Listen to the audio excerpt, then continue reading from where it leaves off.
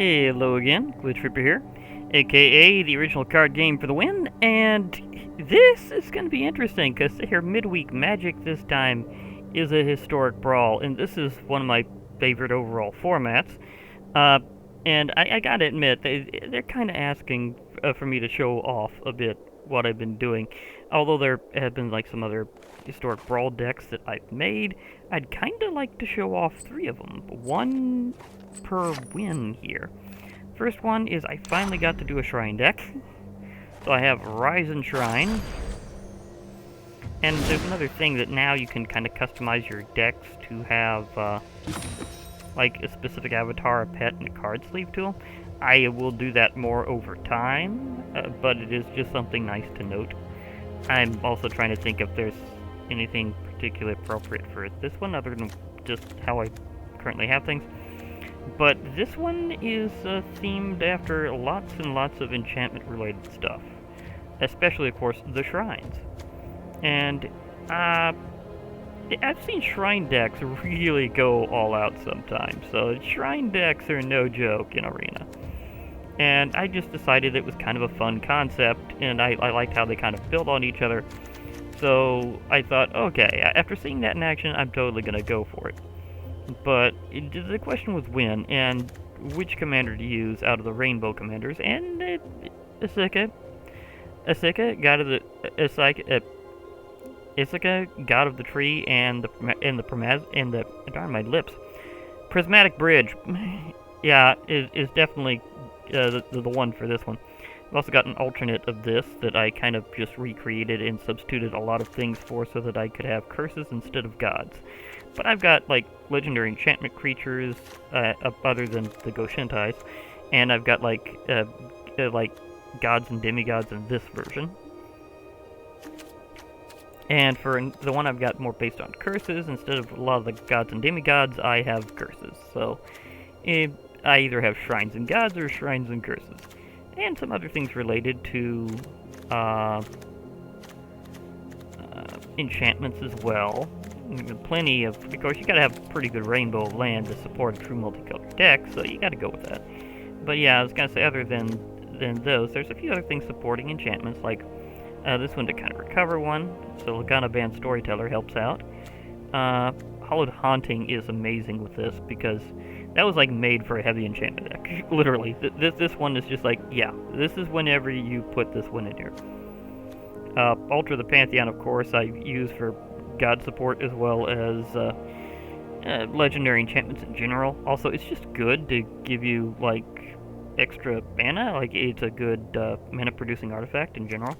A few miscellaneous legendary enchantments that I like that are from the Ixalan block before. Nyx Herald is great for this one because that whole an enchanted creature or enchantment creature gets just powered up once per combat on your turn, so it's like, yeah, it's gonna go wild. And Ancestral Mask in this one is just ridiculous. So, like, I have seen some things get buffed so much by this, because that doesn't just count your enchantments, that counts all enchantments on the battlefield. So, yeah. Like, you use the, and it's, on top of that, it's a common to get out of the historic,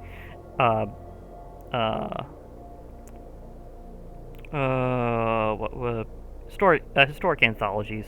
So that one is just utter insanity for how easy that is to go hold up with any kind of enchantment deck. I have a few things that also, again, support, like, making enchantments and stuff cost less, like Strandheim Corsair, and a few others in this overall deck design.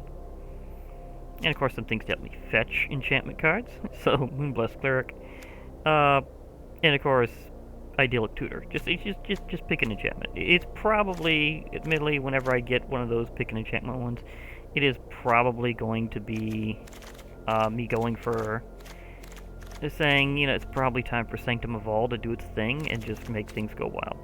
So, without further ado on that one, I'll be showing off Rise and Shine for my first win.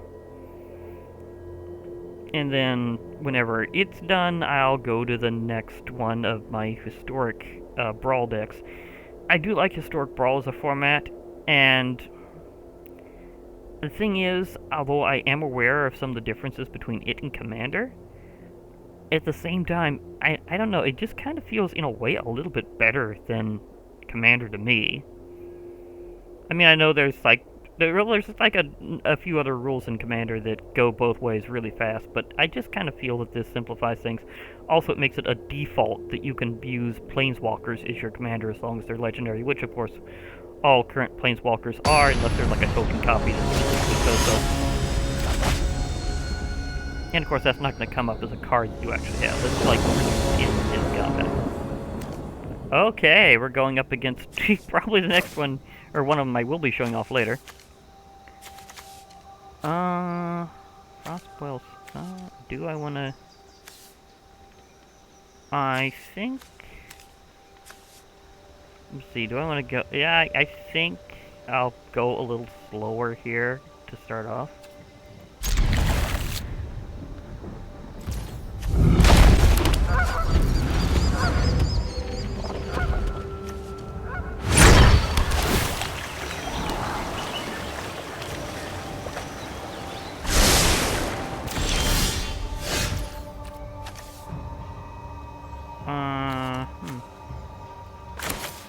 I'll go Snarl.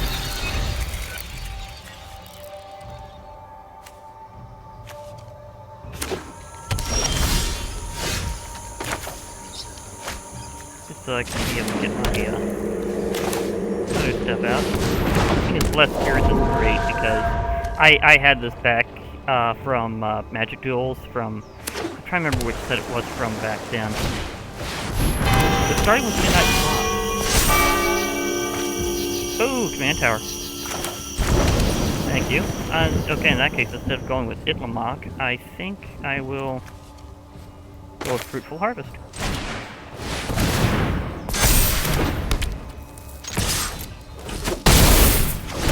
I mean, I need a little black anyhow to do Prismatic Bridge, so I kind of got to.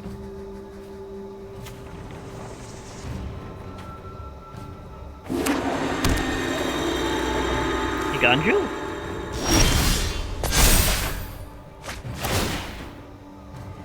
I'm afraid for them not having good luck here. I mean, I know they're doing like a draw style deck, but somehow it just doesn't look like they're going to be having much luck with that.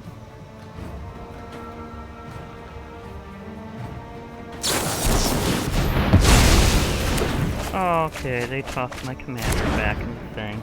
That's fine. This one powers up just by you casting the spell. It doesn't have to actually succeed. Because whenever you cast an enchantment spell, put a +1/+1 counter on +0. See, that's where that's a little different.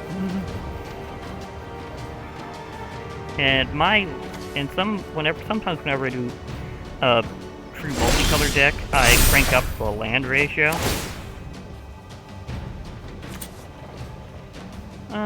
See, now it might be time for a little extra green power.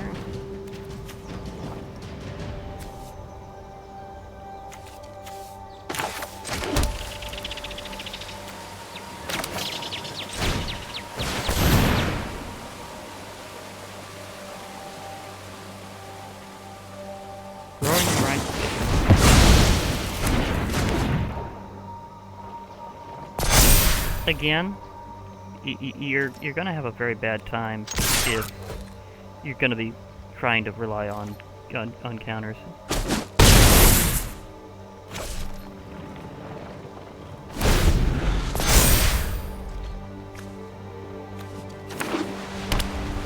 Now this one's definitely gonna come into play.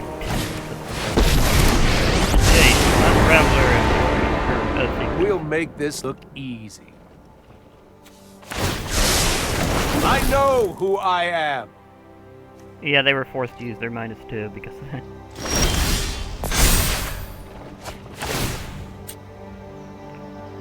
Okay. Do we want to, Static Grid?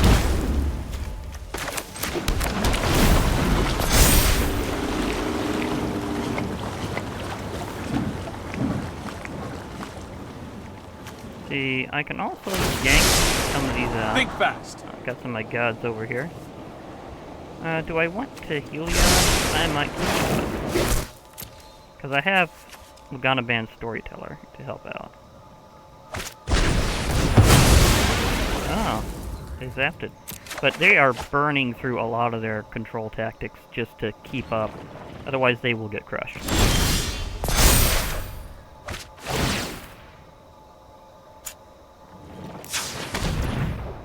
Let's see, 4...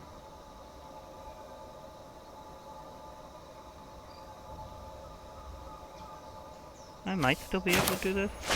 No. Can I do this? Yeah. Yeah, even with the command tax, I just keep doing this. So they are burning through their mana hard to keep up with this.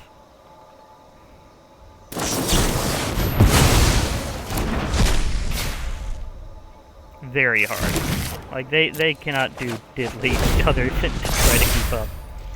On top of that, that's not the only things I could do, so it's like, yeah, this is gonna get a little wild.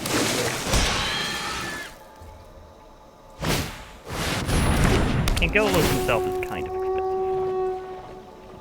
So they are burning through their mana very rapidly to keep up. It is not going to help them very well.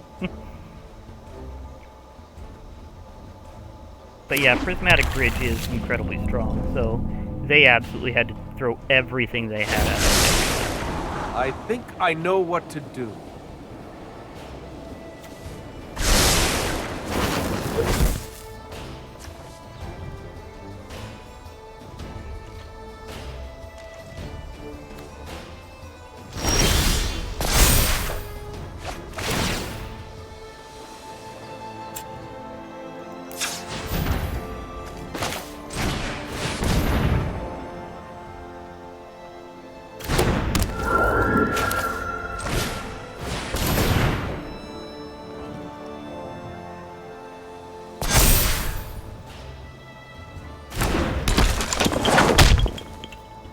I am going to... Got a Storyteller, and see if I can grab my Heliod.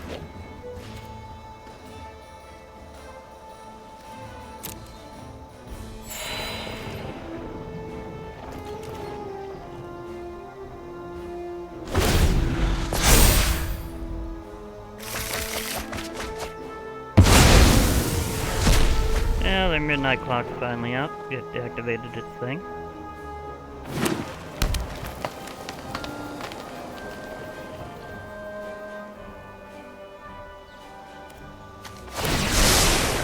I am who I choose to be.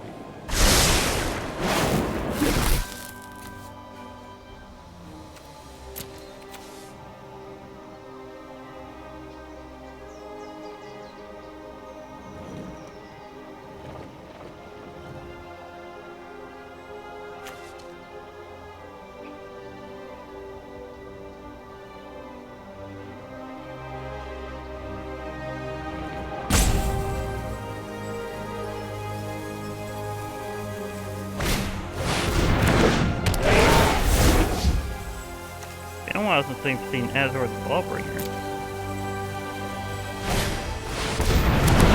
They got really lucky with that. Because he'll hold me off for a couple of rounds before I really get to be able to smack into Jason.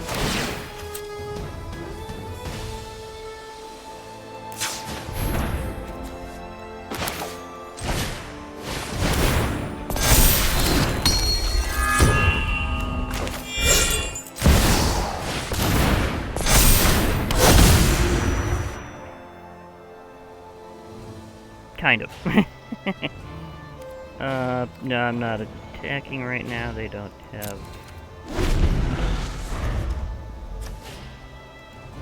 GG. You got something to return everything to everybody's hand? Yeah, Swords of Plowshare.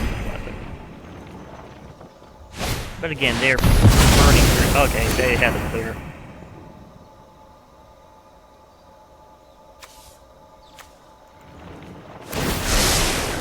I know who I am. Now, his emblem is problematic, so that is an issue.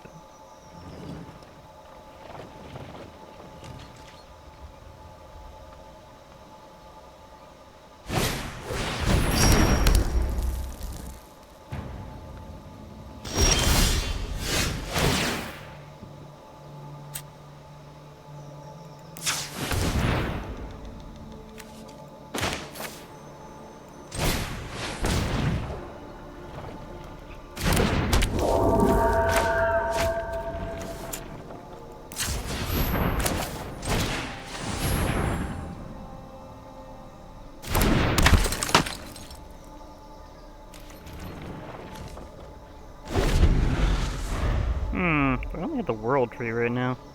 I just have everything generating whatever mana I wanted to. I actually managed to pull off Ulamog.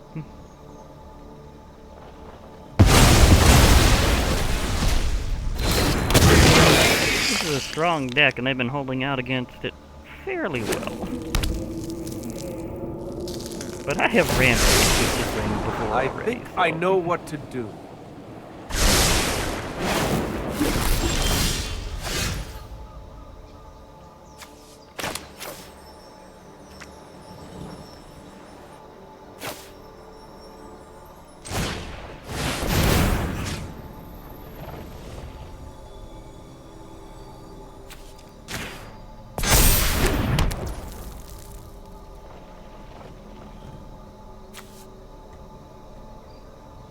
Do I got anything that would help out with that part?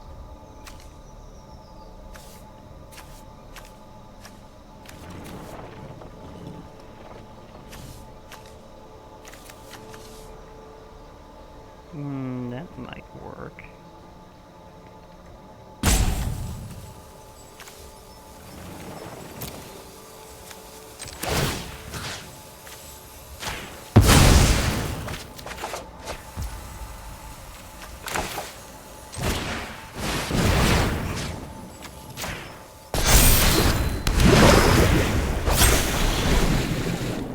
Might not be able to quite get rid of it this time. We'll see.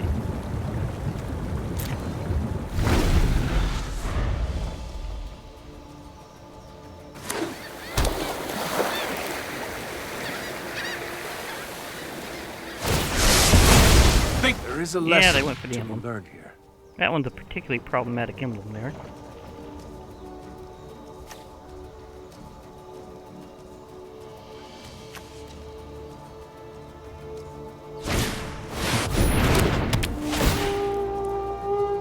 They brought Golos back.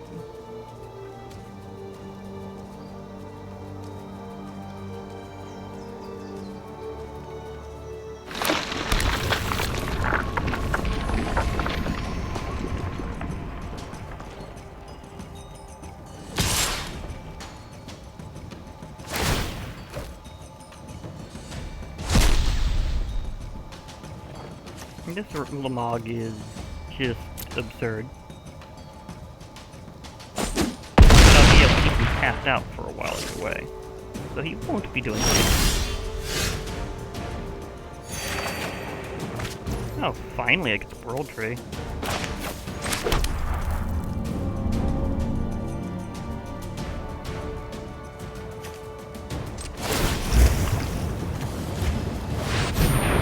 You get tapped.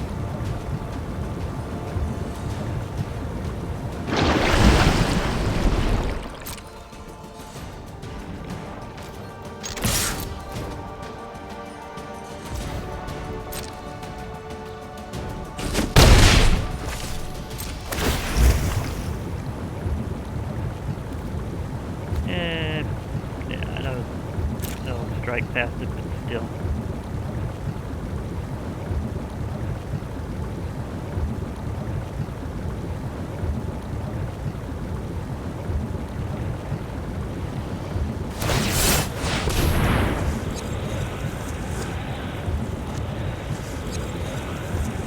Okay.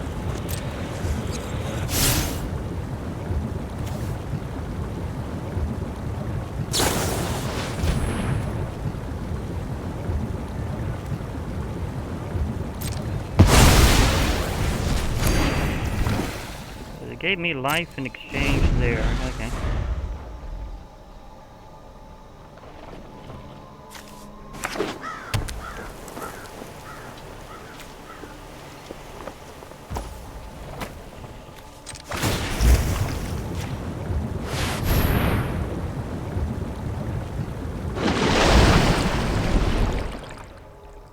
No attacking for you.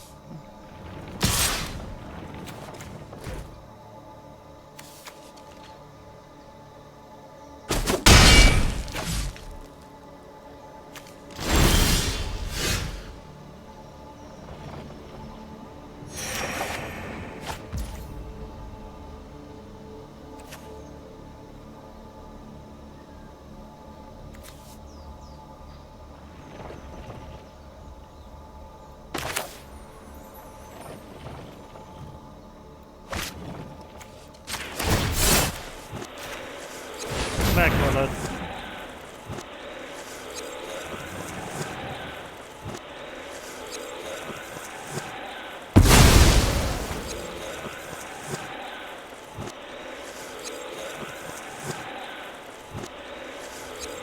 I'm just gonna have to sit back and recover for a while as I wait to be able to have the proper things to get around them there.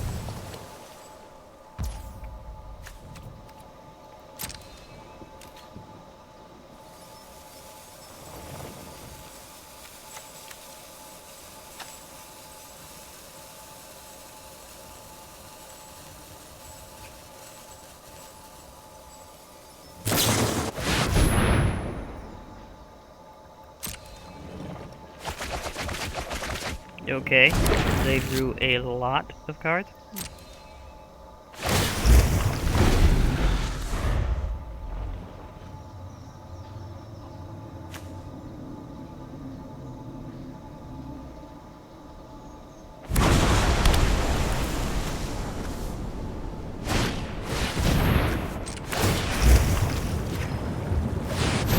Get tapped.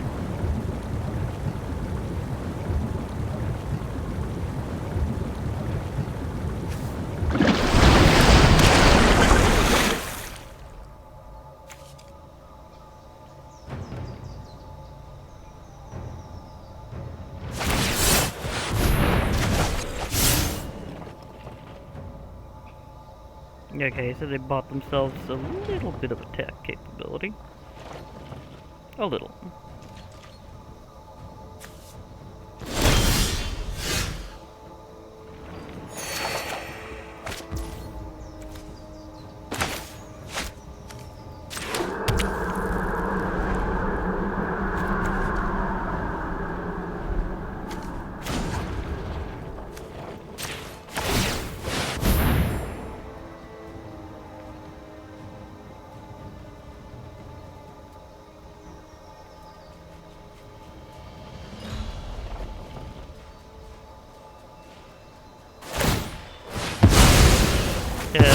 I've already used the ability there. And one weird downside of this deck is it doesn't have any basic lands. So I can't actually do that.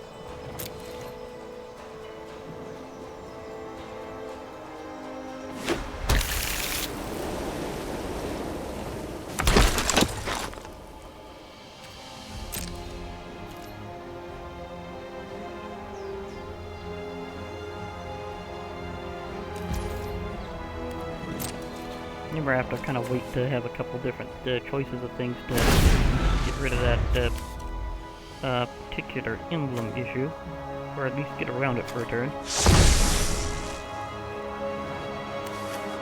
Okay.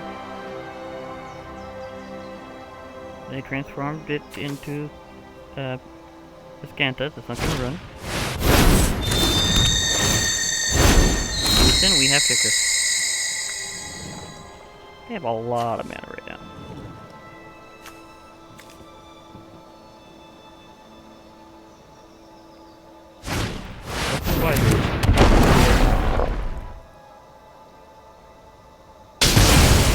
They finally got rid of that. That took them a while.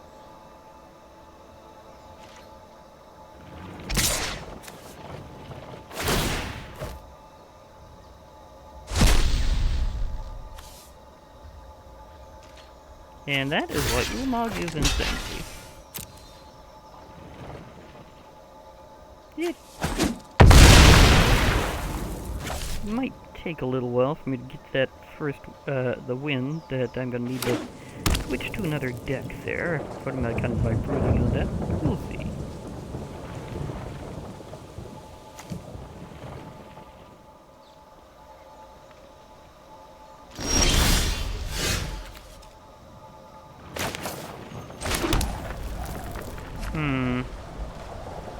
If I can get another... If I can get another land, then I'm good for a different reason, but till then I'm gonna have to wait. Not sure if I'm gonna be able to have enough to pull this off. But if I can World Tree properly, I can bypass the whole casting thing, because that's about casting a spell, not activating an ability. So I can World Tree.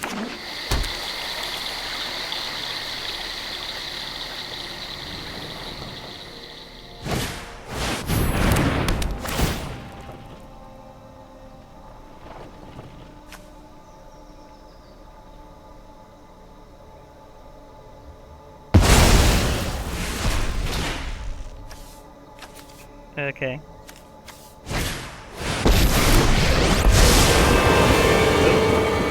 Shall we begin?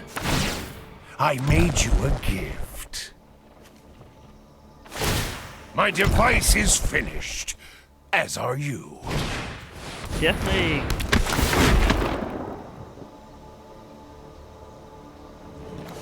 Definitely went all out with that one. When you play full rainbow versus full rainbow, pretty much anything can happen.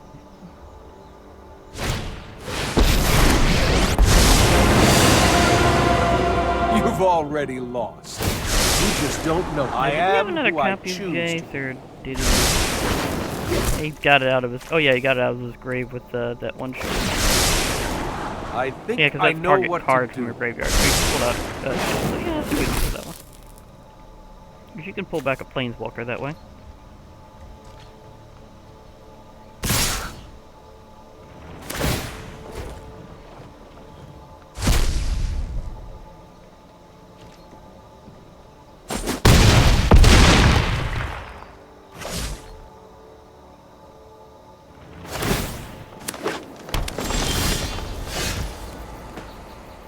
Yeah, okay, I got this.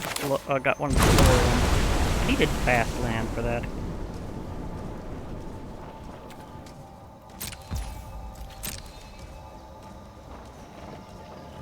I really did need fast land for that, and I'm not going to get it this round, so it'll probably be next time.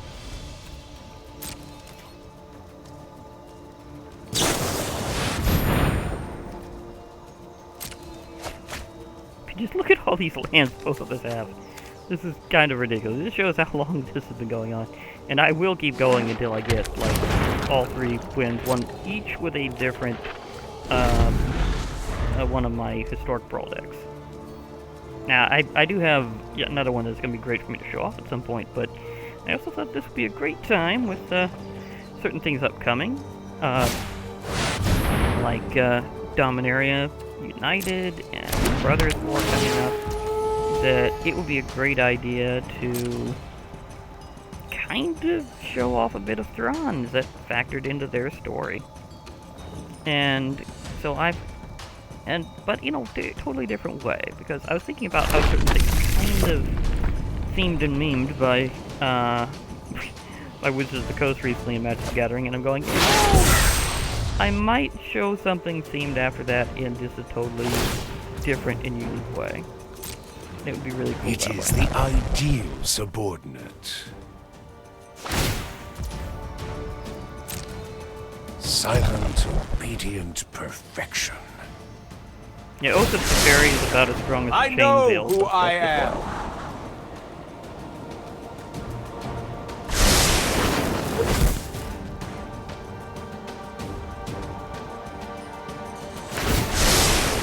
I am who I choose to be.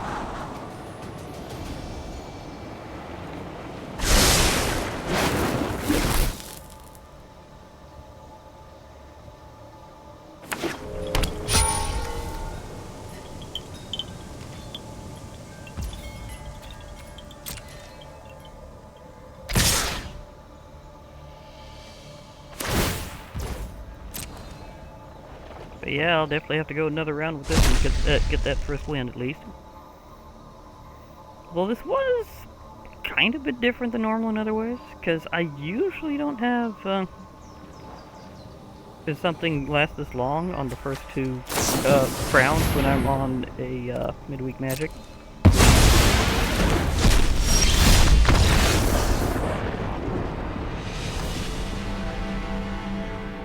I used discontinuity there, because I had milled out my deck with Ulamog.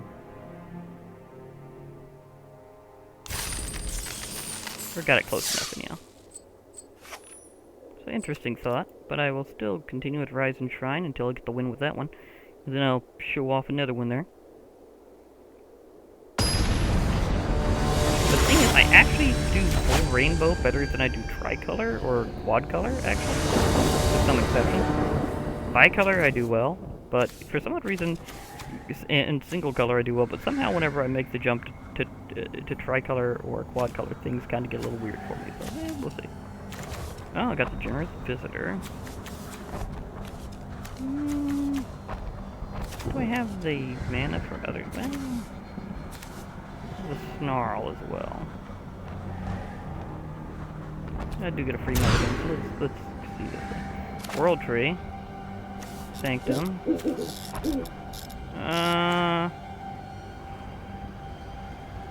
Yeah, these lands would have been better for the other ones, but you never know.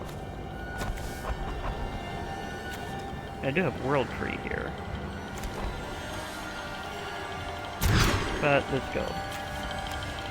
That's more like it. I can go with this.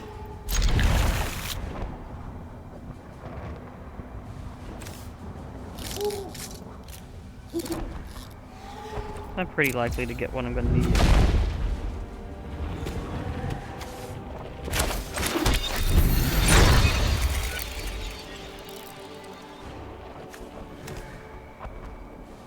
Because I do have a couple things I can use here to work that out.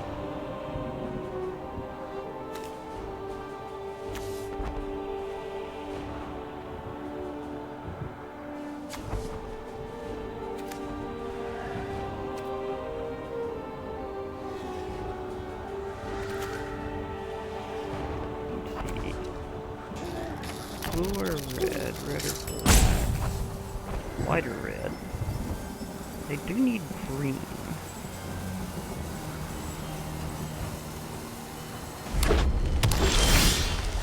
Hey, look, green!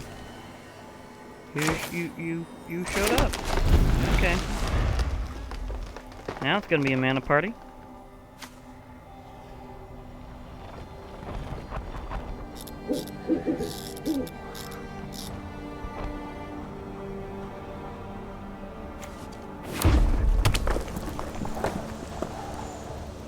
Yeah, I do kind of like playing around with this. This is one of my favorite battlefields, actually. I guess I will not. Okay.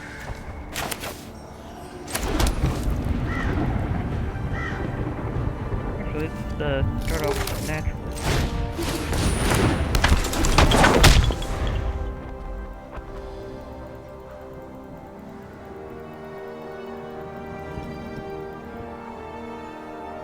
Yep, I just missed seeing Perihelion 2 go over that way. Completely missed that one. I was having too much fun wrecking the statue.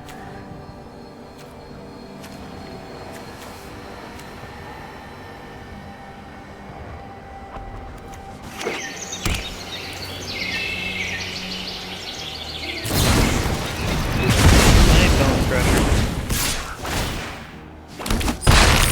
But I have other things I could do.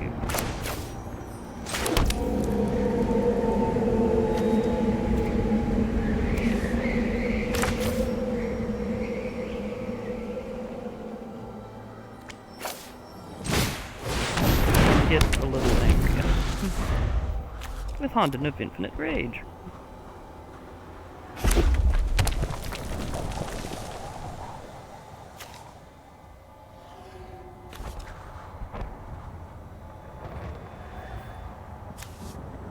Yeah, I do like this one because it's any target.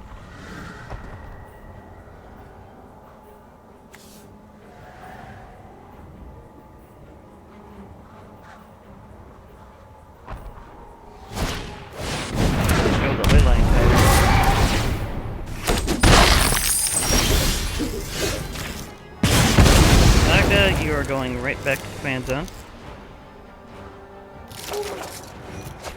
Ah.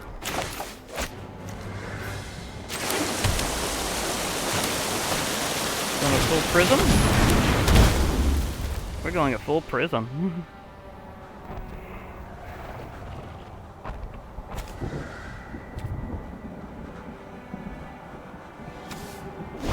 the ley line tyrant is a complete and utter time bomb if it goes all out. So that thing is dangerous.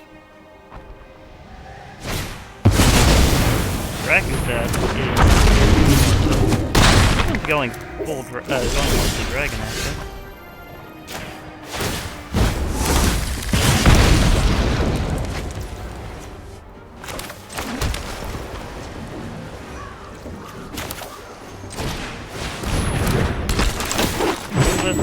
I definitely need my other rainbow right about now.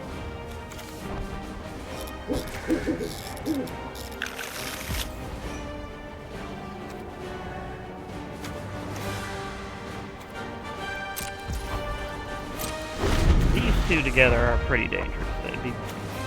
Leyline Tyrant alone is pretty nasty, but Dracusath, oh boy. This was definitely not a good one to go against today. That could be a few rounds. Oh, this one at least could go faster than the other one.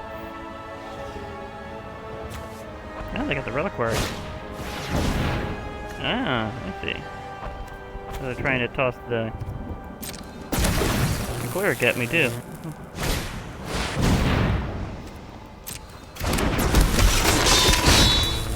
That's a very speedy one.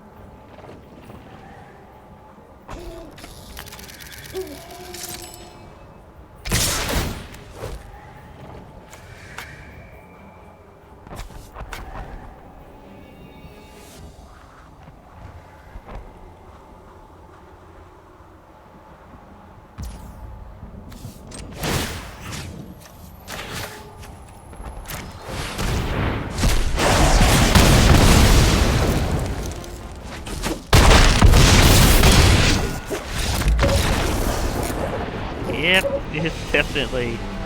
It's been an unlucky day for Rising Shrine so far, so let's see if we can get one in.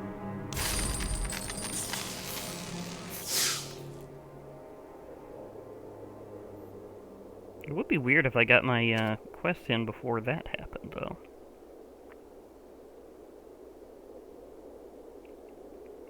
I did get through my full mastery. So that was something nice. I'm ready for New Capenna whenever it shows up. That'll be cool. As might be shown by the special angelic construct that I got over there. And that being an artifact creature as well, for a pet, also means it might be good for some other artifact-themed decks as well. So there's a thought. Do I have many things that are enchantment-themed as a pet, though? That's a good question. I have spirits. That's not exactly the same thing. But, really enchantment-themed ones? I'm not really sure if they got one right now. I mean, the Holiday Fox, that one's kind of interesting. It's kind of enchanted because that was magical, but, you know. Oh. Okay. This could go pretty good for straight up, ready and go. World Grace? Oh! You're on this side this time. You are on this side, yeah, through the beam. They even described that the main weapon of the Fair Healing 2 is light beam. Lair of the Hydra. Okay. I don't have anything green right now, but we will in a moment.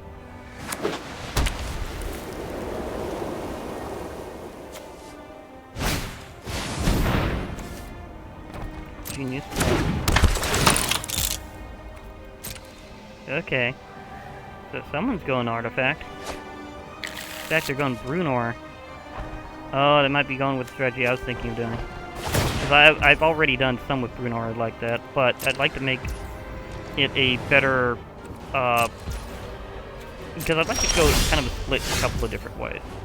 I like with the Brunor, I'd like to go more of a warrior and samurai themed deck, because the Bruno's warrior, but it also, of course, heavy equipment because Brunor. And with Gwen, which I'll be showing off like her deck already, I was going more with a Knights and equipment thing. So a few differences between them. Also, with Brunor, there's something that's good for that really helps out with the whole activation of equipment other than Brunor himself. Interesting.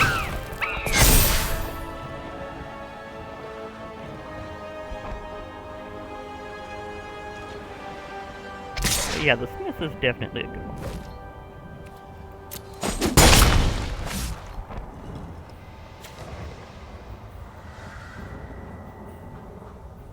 And you're gonna have to level up to this, though.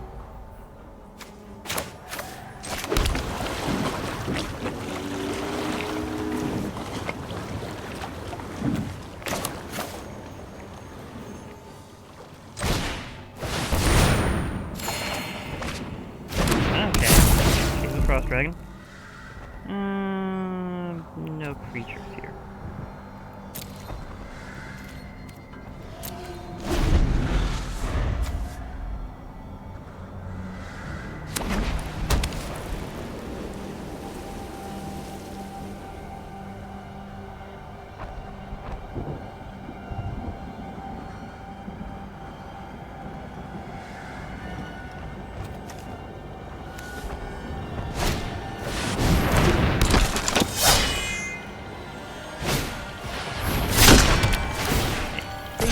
I may have forgotten which one it was for a moment there, between the two of them. So that's a mistake on my part, so oops.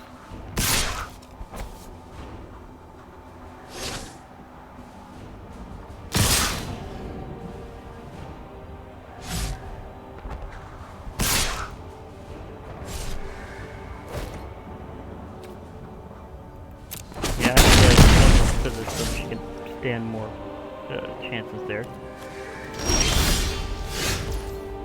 Now the Snarl or this. Yay. Snarl.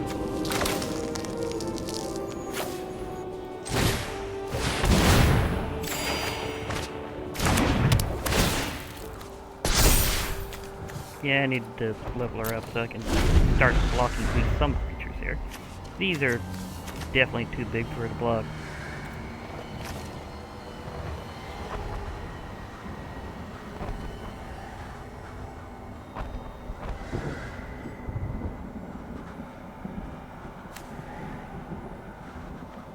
And thinking of Shattered Heights is kind of better to just kind of be there, but I can use its thing if I got enough other shrines to help out.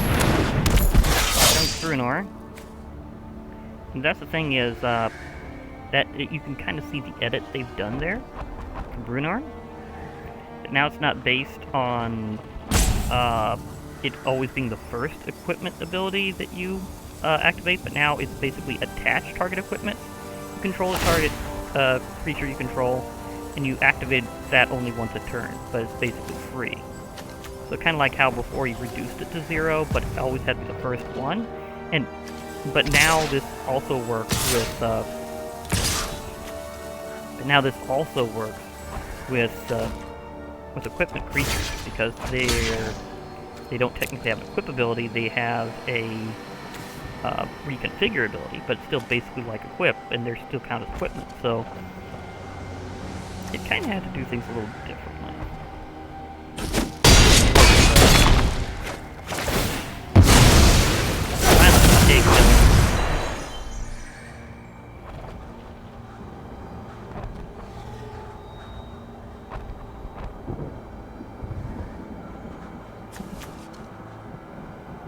I feel that one was long overdue.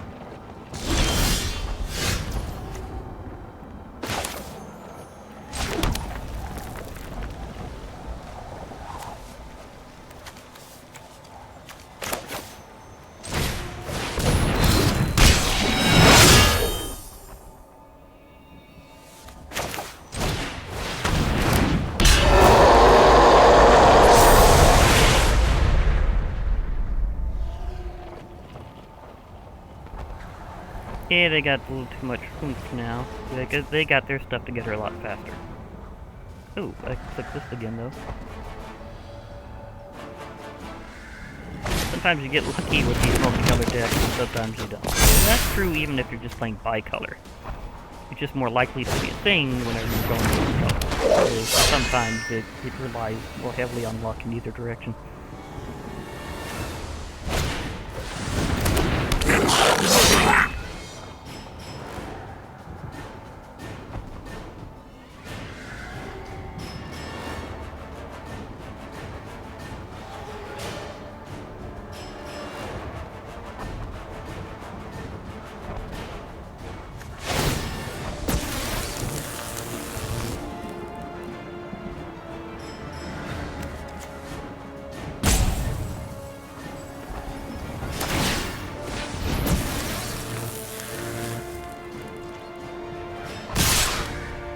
I'd like to kill that.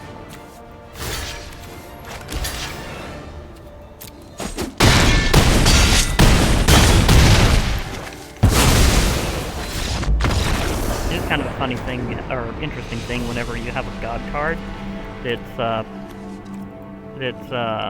Theros style. They always kind of go onto the battlefield, even if they don't qualify for it at the end of the match.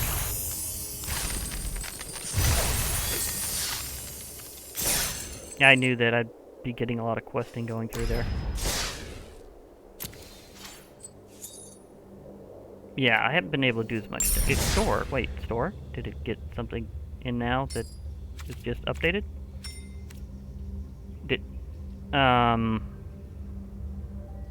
I swear that was not the thing that I saw earlier. Did they just update the store at a different time than usual?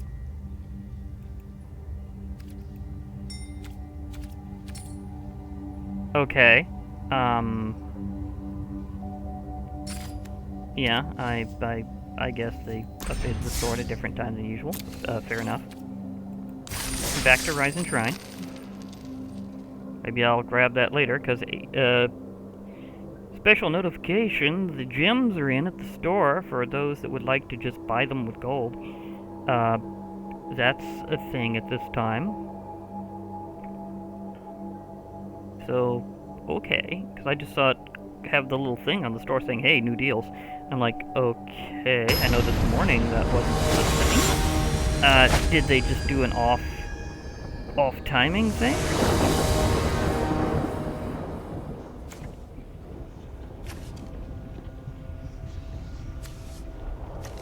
I got the visitor. I can do the visitor.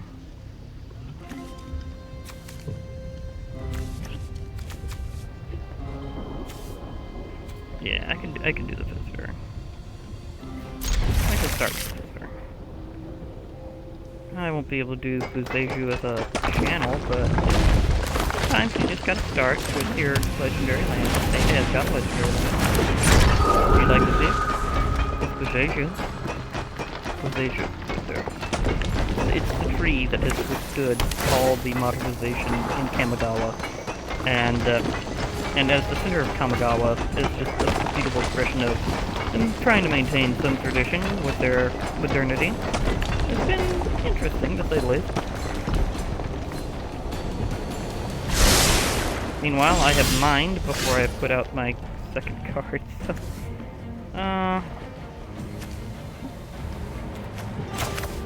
Speaking of second cards, nah, I might want to save the Tragic Poet.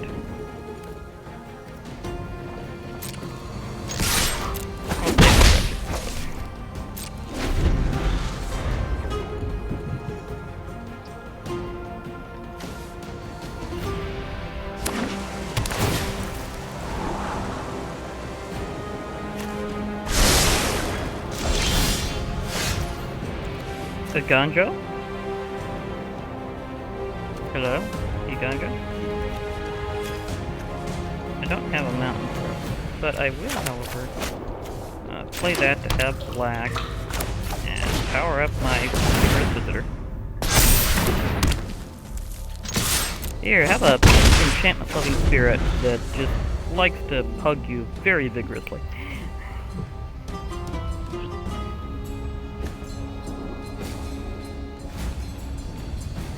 At least I also technically have a shrine in play now.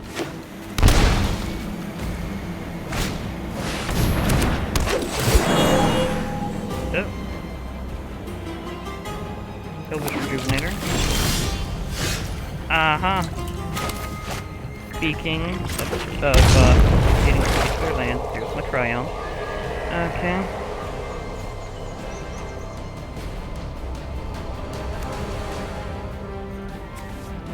Do I want to blast them?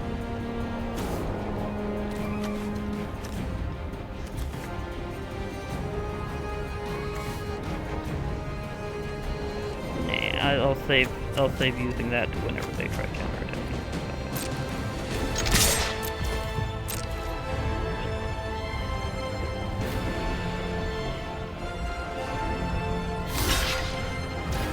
I guess they're not. Okay. Okay, fair enough.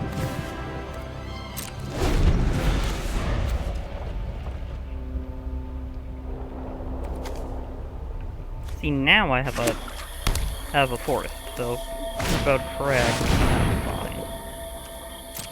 Hello again, Golos.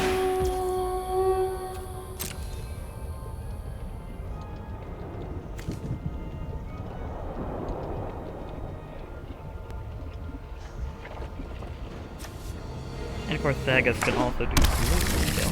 I'm gonna have myself a full rainbow here, and prismatic bridge.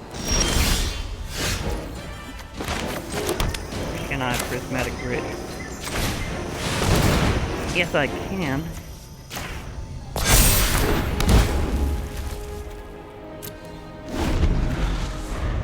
I hold that thought while my prismatic bridge is kicking in. That's 2 points of green at 3. I'll need 2 more.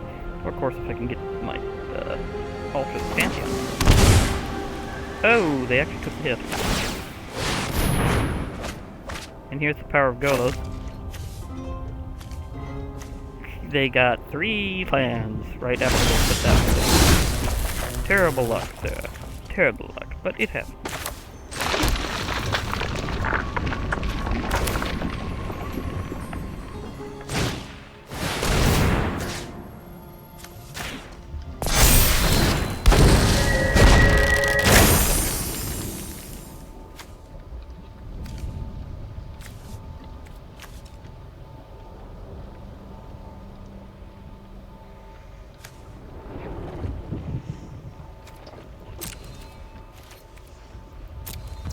Yes, now I can hold them up too.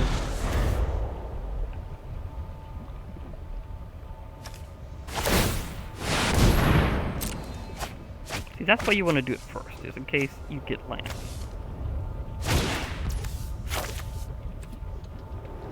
There's an enchantment you've chosen there.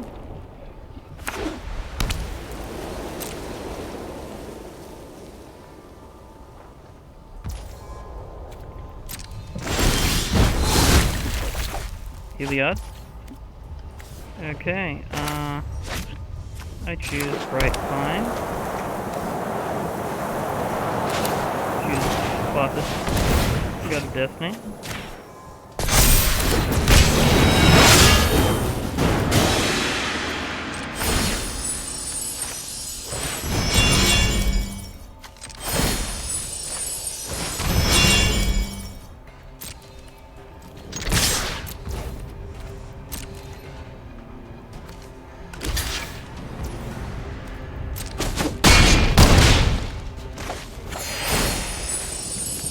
You are both getting upgrades. Thanks for that, Heliod.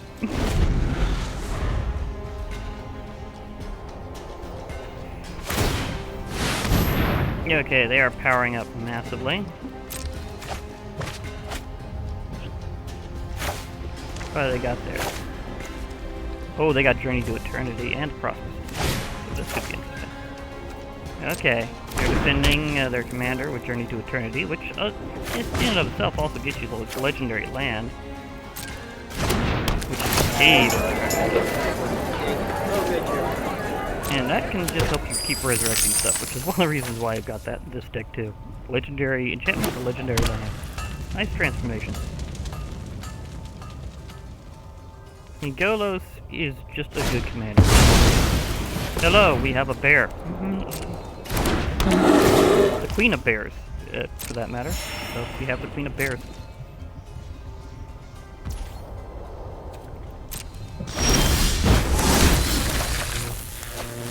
Go Shintai.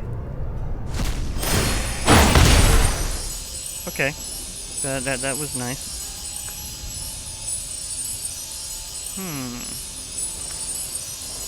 I think I'll power up my Go Shintai. Have a Snarl.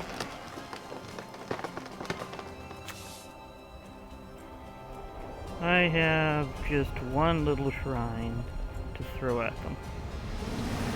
You know?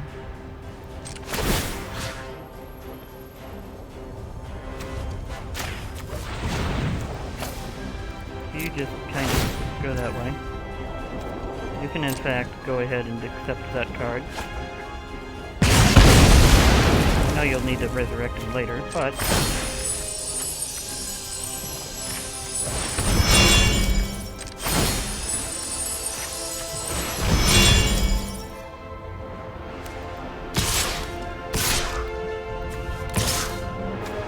good defender.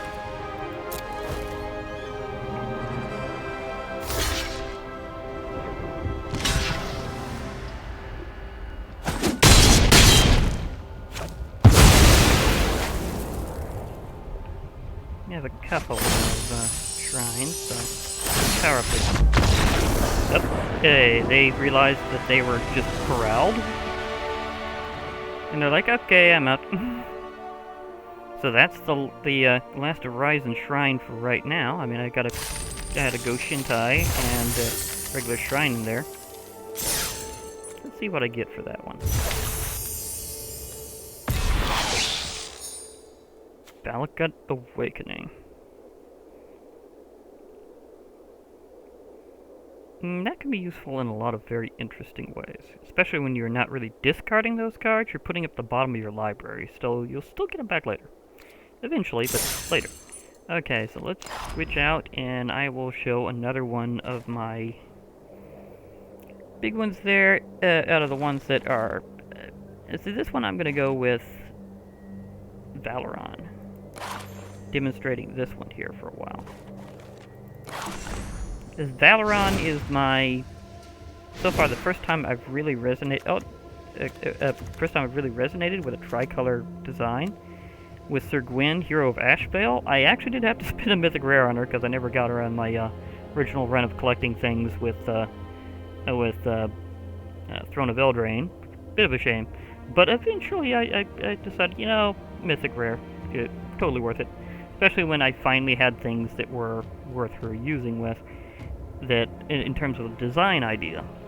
And that's because this deck has a lot of things that are equipment, and her ability actually works with equipment creatures. So Vigilance Menace, red, white, black, is a 5/5, which is respectable in and of itself. But whenever an equipped creature you control attacks, you draw a card and lose 1 life. That's a slight problem because of the lose 1 life aspect. And the fact that if you overdo things, you could draw yourself to death, although that's a lot rarer of an issue. I mean, this is a 100-card deck, so it's gonna... because of the format, so yeah, that would take a while. But equipment you control have equipped Knight 0, and that's the big thing, is that works with equipment creatures. So yeah, I have other things here too to balance stuff out, including things that are counting as knights, and a few extra warriors and stuff. So this one has knights more heavily, but it also has warriors. But as you can see, I have the Energizer Bunny and other equipment creatures here. So can I, like, use them with that ability? Totally can, and runes work beautifully with equipment creatures. I also have Shram, and he works with equipment creatures too because they are an equipment card, so whenever you cast one of them, you draw a card. So just card draw without the losing a life thing. And so I have a lot of equipment creatures. I have a couple of the runes that I go in with this. Armed Scavenger is really cool with this. So if you want to think of a digital-only card from Alchemy that goes good with a design based on equipment, this guy is great. Because at the beginning of your upkeep, draft a card from its spellbook, then exile it. Until end of turn, you may play that card. equip abilities you activate cost 1 less to activate. That's across the board, but his entire spell book is nothing but equipment cards, so you can just get bonus equipment every turn to just just pile on here. And Champion of the Flame is one from way back in Dominaria, and it gets +2/+2 for each aura and equipment attached to it, and has trample. I'd be sure it starts off 1/1, but that adds up real fast in this deck. And of course, Fighter class for that extra equipment power. Cole the Forge Master helps out beautifully. And as kind of a few things before, I got a few other legendary enchantments because of what they could do. I mean, Mitzali Tower of Triumph in it's the full legendary land version. Yeah, that third ability there is incredibly dangerous. If an enemy tries attacking you, you could just use that to just nuke one of their creatures that attacked you. And if they only got one, that's the one that gets destroyed. So yeah, that's a thing. And of course, this can become a knight to make every knight show up with +1/+1 counter, or a warrior if I choose to do so there. But of course, mostly knights. Danitha Capuchin is great for this because every aura and equipment spell costs 1 less to cast with her, and that stacks with other modifiers to that. So yeah, that's beautiful. And she's got First Strike, Vigilance, and Lifelink, so it's like she is a great knight. Now this kind of helps with the fact I have a lot of things at 2 or less, so this is good for resurrecting, and that ability works with equipment creatures as well as it does with other creatures. So yeah, you can get your equipment creatures back with that, so that's a nice little part of that. Maul of the Skyclaves has been so good that I am wondering why it's not a legendary. Because it's, I mean, sure, everything kind of acts that way in this format, but still, that one's like going, why was that not a legendary? I mean, this is a legendary. And this helps out with making a lot of things fly, but still. Another thing that's great is whenever they came up with Neon Dynasty's alchemy versions, is they added some more equipment creatures, so you can totally go with that. Veldo, Keeper of the Flame. This guy. Beginning combat on turn, each aura and equipment attached to him, you create a 3/1 red elemental creature token with trample and haste. Sure, you exile him at the beginning of the next instep, but he basically just allows you to throw fire elementals at your enemy for the more he's equipped. So yeah. And Forging the Tyrite's Sword is ridiculous with this, because of that whole just get an equipment or Halvar. So yeah, and of course I have more knights, some warriors. I mean, Akiri really helps with just saving stuff. I've got the appropriate monuments to reduce costs. Bantu, Hazaret, and Oketras. Nettle Cyst is ridiculous. Just in and of itself, it's ridiculous. With this kind of deck design, the fact that I love equipment anyhow, this is ridiculous. Herald's Horn is great for whenever you're doing like a creature theme of any sort, so of course choose Knight and make it easy. And one of my other decks, of course, in some of my other decks, I of course choose others. It's kind of an any key for doing creature types. Runed Crown is great. For an uncommon, that really is great. Scarecrow works beautifully here because a lot of the artifact, it doesn't care what type of artifact creature it is. So it can be an equipment creature, it can be a colored artifact creature. It doesn't matter. Just as long as it's an artifact creature, you can just pull them from your grave to the battlefield if you can pay and tap her. So that ability is really great for resurrecting your artifact creatures. And of course, Sigiled Sword of Valoron and Sword of Body and Mind together are insane, because this one makes anything a knight that's equipped with it, and this one, you get hits with this one off, they are going to be losing a lot. So kind of like whenever I was being whomped by Ulamog, Sword of Body and Mind can do that universally for a lot less. Although it's more milling than it is exiling, but still. And of course, Halvar. You gotta have Halvar when you're playing equipment. And auras also, but Halvar. Icing Death. I got some of my old classic knights, like Ariel, Knight of Windgrace. Of course, Bruno in his modified form now. True Fire Captain is interesting because of that that ability to send damage right back at him. Sir Conrad in this is ridiculously good. And of course, Arvad the Cursed. I mean, he makes other legendary things suddenly better, so why not? Tiana is great because whenever or equipment you control is put into a graveyard from the battlefield, you may return that card to its owner's hand at the beginning of the next instep. I mean, she's great for this because now we have equipment creatures. They count as equipment, so if they go into the grave, you're also resurrecting not only an equipment, but a creature. So, yeah, you can go with that. Of course, Embercleave. Aghanim's Awakening is just a strong resurrection. So I'm going, yeah, I definitely needed to have this in there. So I'm really grateful I got that one at some point. And of course, this is another one that... now, this one does have basic lands. Like, I have plains, swamps, and mountains. But I also have the proper castles of Castle Ardenvale and Castle Embereth. And a few other good things here and there for good measure. This is one of the few times that Tournament Grounds really works, because a lot of my things are knights and equipment, so... yeah, that's going to be a thing. So... I'm going to be swapping out Rise and Shrine for my next win with Valoron. Again, I'm going to have to do some things about customizing that one, though. But let's go with Valoron.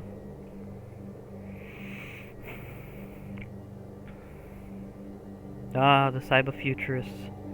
And the fact that they are responsible for creating the reality chip, which is ironically how the Emperor managed to actually get back to Kamigawa in a way where she was able to stay there for a while. Her unstable spark needed a bit of a wish to hold it down, and temporarily got it with that thing. So she was very happy about that. This is a... yeah, it would take a little longer. This is meant to be more of a... that's somewhat more like it. But still, I can't do too terribly many mulligans, though. And I don't have enough to guarantee that. At least I'm getting out. Okay, that's good. I can go with that. I can totally go with that. I mean, yeah, I'm putting my Rune Crown back, but I'll get it back eventually. I also like this battlefield a little more now that I've talked about what you can do with it. Oh, a Raging Goblin. I have a second here. But yeah, I found out that if you just keep going at these guys for a while, they'll fan their wings, so you can get the gargoyles to do that. Kind of cool.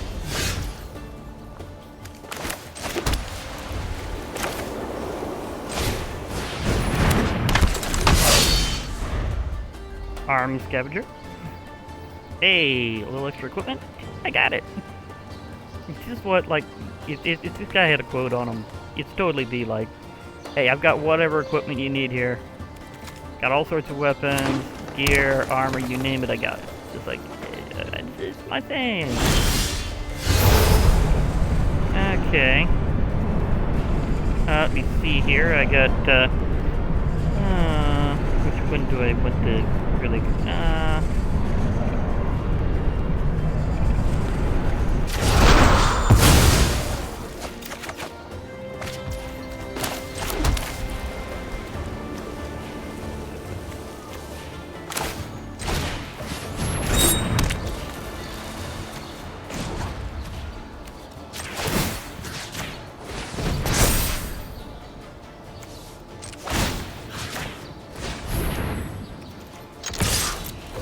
that's just what this guy can do. I'm not even going serious mode with other stuff yet.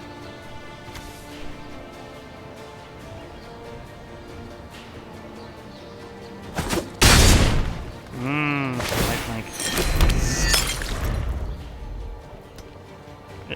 Come on, I want to give up. Why can I not give cameo? There we go. Mirror Shield, shield it around. I don't like Massive Isolation. This works out in so many situations so beautiful.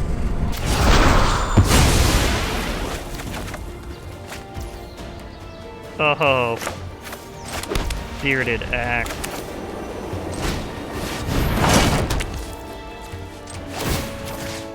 Sorry, Mirror Shield, you were great, but the Bearded Axe is just way more dangerous, and it's one I always put in.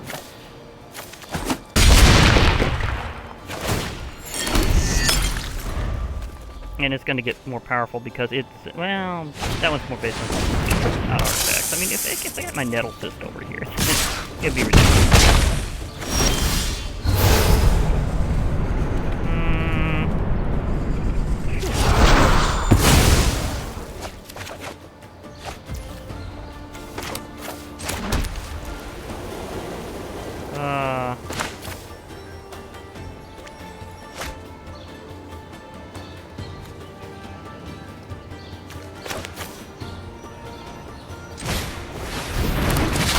A freebie the way it's set up, so.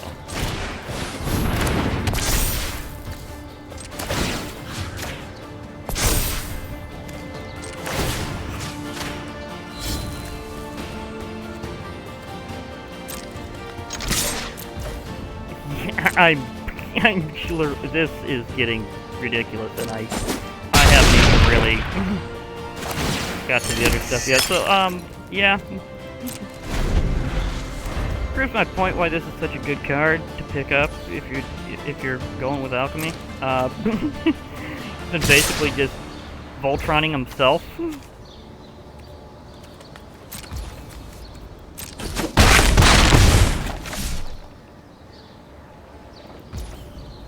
I mean, GG with the letter I really like. I liked that emoji whenever I got it.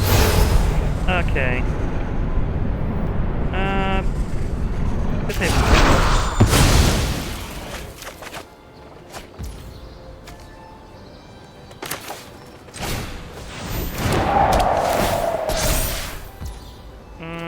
Bronze plate 4, maybe?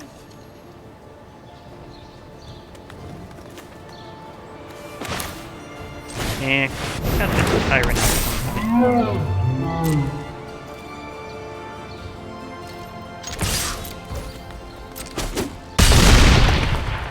That did not last long.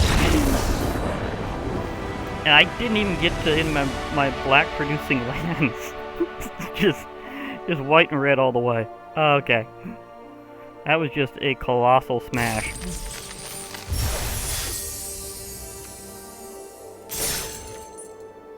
So let's see what I got for this one. And Genius Mastery.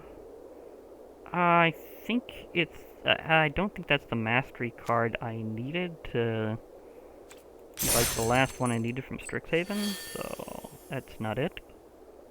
In fact, while I'm going over to decks for a second.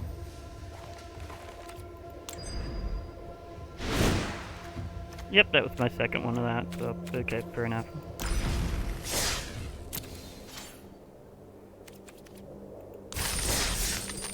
Now, since I won there, I need to move on to another one. This is the first time that I've used Golos, Tireless Pilgrim, as a commander. He gets to, because of how they run color identity, he gets in to giving you a full rainbow deck. And the thing is, I decided to do a lot of very special themes in this deck. This is Cyberthron. Valoron was about knights and equipment. Rise Shrine, showing off shrines and the power of worship, especially with deities being your backup plan for shrines. But here, this is Cyberthron. Tribute to Thrawn, a tribute to Transformers, in so many ways. This just blends so well. Golos is practically Optimus Prime without a transformation. And so he's like the leader here. So perfectly themed for having commander-style decks. I have Umori, loaded up with energy crystals, showing that sometimes simple life thrives even on a mechanical planet. And of course, energy crystals, so kind of like Energon. I've got the Arc-bound set in here, which are mostly basically everything with modular that's currently in the game. So I have my Arcbound sets, and they kind of like partial energy, partial artifact life forms, so they're kind of like a different take of life on Cybertron, or in this case, Cyberthron. I've got more equipment creatures as well, because reconfigure is a lot like transforming. It's like they kind of reconfigure and transform onto a creature to become like their weapon. Or and there was some transformers back in the day that transformed into weapons and equipment, so that's very appropriate. Of course, Black Staff of Waterdeep to make anything suddenly 4/4 at base value, which really goes along with the Arcbounds because they usually entirely run on counters, so this suddenly makes them a bit better anyhow. As I was saying before, equipment creatures. And Zabaz may not say Arcbound, but modular, so Arcbound. And is, I mean, with all that glowing energy, it's definitely Arcbound. The Ozolith, for the fact that there's so many counter things around here, just has to happen. Also, big honkin' crystal of power. I'm still debating whether or not to keep the dancing sword, though. At some point, I might switch that up for something else. But yeah, I have literally all the equipment creatures in here. All of them. Just every last one. This guy helps out because everything's an artifact. I mean, Umore, everything is an artifact otherwise. That's the thing about having a companion and a commander at the same time, is they have to obey each other's rules. If you have a companion, you have to have it where the commander obeys the companion's special rules for companionship, and the companion has to have color identities allowed by your commander. So you have to do things very specially. So Umori the Collector factors in more than a way, and since this guy is an artifact creature that's an artificer, I've got him in here mainly as that surprise. I'm just here as a willingly cyberized creature that's embracing the combination of life and machine. So yeah, the Oni Cult Anvil, because yeah, this thing is like the heart of the forge. I have both of the living weapons, because I think of Phyrexia is a dark, twisted version of what Cybertron could have been if it had went entirely evil. So, yeah, I mean, Phyrexia is like a twisted version of Cybertron, so I was thinking the idea of them infecting tech and creatures to make their cyborg-like army is definitely a thing. So, yeah, also, back in the day, there was an episode or two in Transformers about cosmic rust being a disease that could be actually obtained by mechanical life forms, so yeah, it kind of comes in that way. I've got other things that transform in the classic way, include even the equipment like Dowsing Dagger. And of course, I had to have Mech Titan. I mean, this thing acting like one of the combiners, yeah, had to happen. I have some shapeshifter artifact creatures like the Metallic Mimic, and of course, the classic Mimic. And I have other transforming things too, like the Mystic Skull. And this guy just constantly making himself better for improvement. That shows the self-evolution of machinery right there. And the Steel Overseer, this one's an old classic I used to use a lot more. And being able to get an appropriate Brawl-style deck to use this thing in has just been beautiful. And of course, the lands can transform into creatures as well, so that's a thing. I've got a Mind Leak mech, but I may in the future swap that out for something very special if it appears. I'm not sure, because it's like a long-term plan, but we'll see. But for now, the fact that even in Transformers there were mecha shows that pretty nicely. Their command of space bridging, in this case just flipping things back around so that you can kind of get them away from an aura that's being used against them, yeah. Or recover one of your own.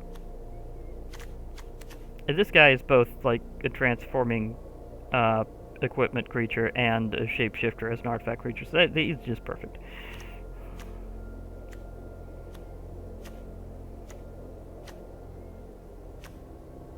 Of course, the Bloodline Pretender, yeah, it has some interesting synergies. Chief of the Foundry gives every other artifact creature some bonuses, so that helps.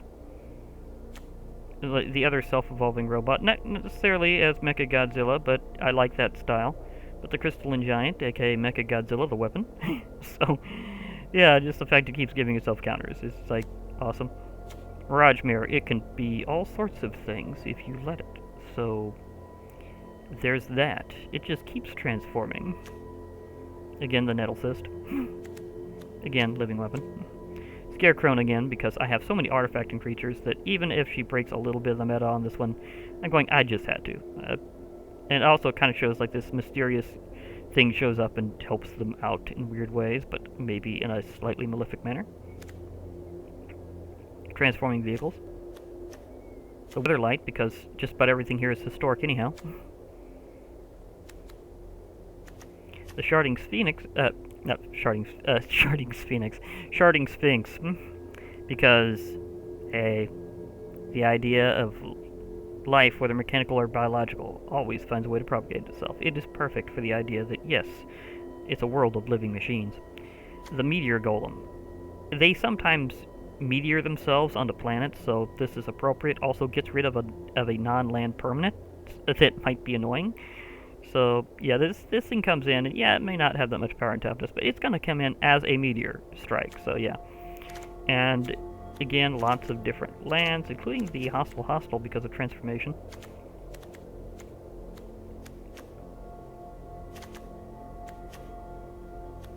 And this is somewhat unfortunately another one that has no actual basic lands. Now, how one of them works, though, Bezeju, it can have a basic land type and still count. It doesn't have to actually be a basic land, so that's an interesting difference with how that works there. So unlike whenever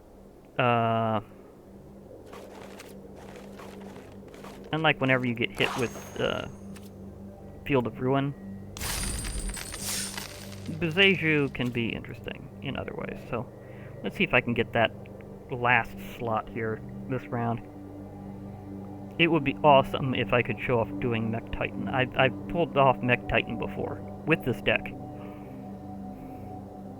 It'd be cool if I could just fly over and go Mech Titan. I mean, it's a 10-10 with multiple abilities, and if it goes off the field, you get most of your stuff back. So it is ridiculously good. As for what I'm thinking might replace Mind Leap Mech, there's something I've been having as an idea for a while, and I'm not sure if they're actually going to do it, but if they did, it would be in a future set. It might be, but it's not one that we've already had. I'm really hoping it comes up. There's a chance it might show up by the end of the year. We'll see. I can kind of go with it.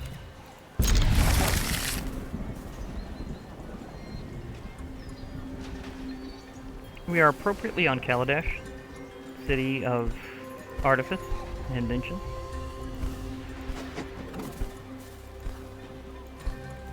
The one that has very much diddly interaction other than the occasional.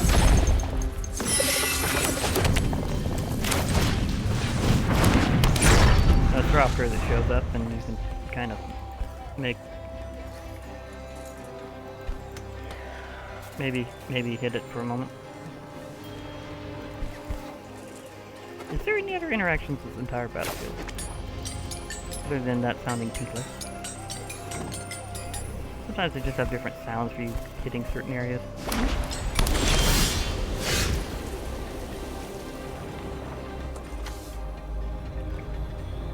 You just had to be Hive of the Eye Tower, didn't you?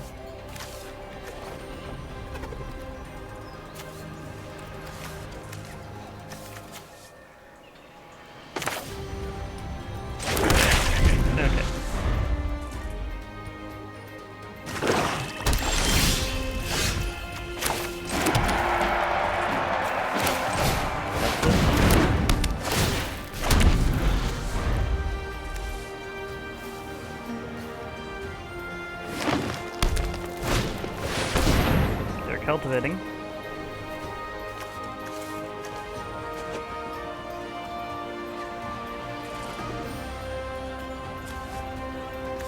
Yeah, I got this big, well, not too big Phyrexian Germ showing up, but he's gonna get bigger.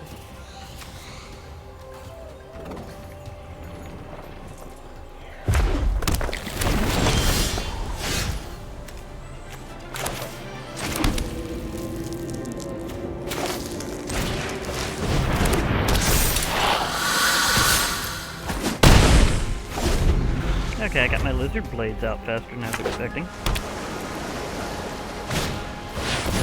Ah, prismatic bridge.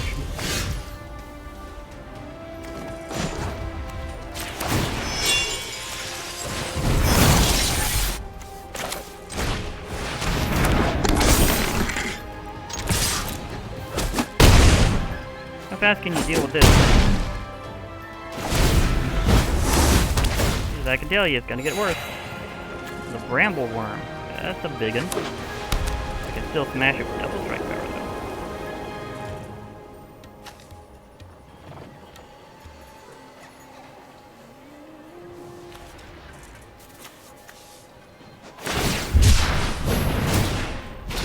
though. Yidro. Oh, the tribute to Gamera is showing up. Interesting.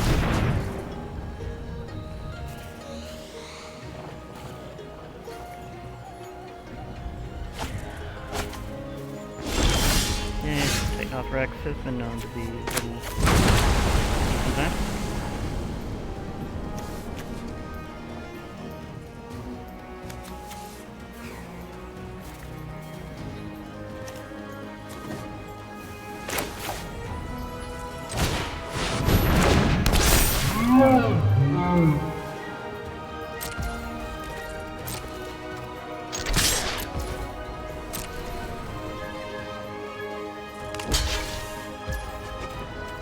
Yeah, I'm gonna smash through.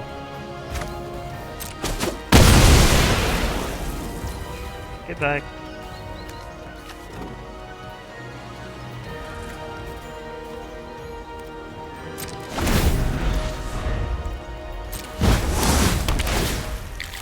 That is a big mammoth.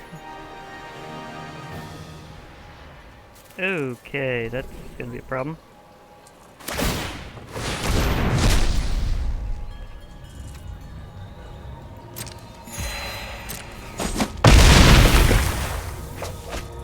Sort of.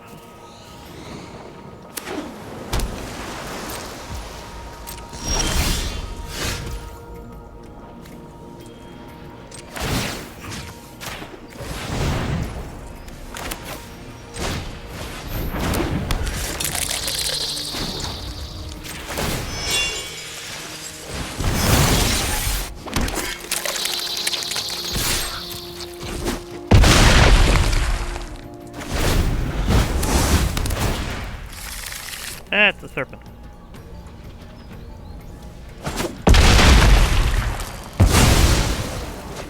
That thing's whole thing about whenever anything else comes in it also fights does make it really tough to deal with.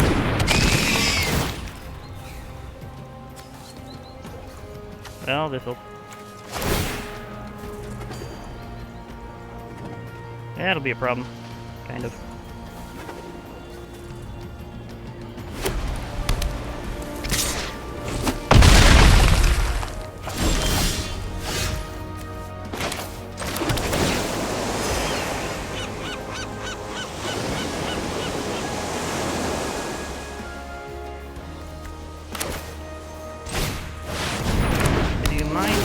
World tree? I could use a little any mana work about now. For this time. I shall world tree. Ah, Kagla. That's like one of the hard counters to this deck design.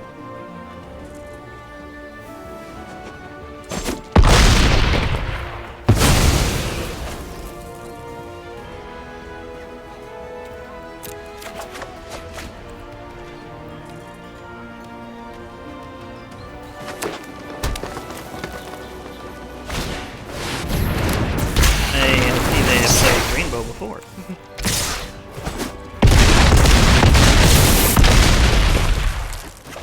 Another time to lose every run the next run. I was fighting back and forth there for a while though.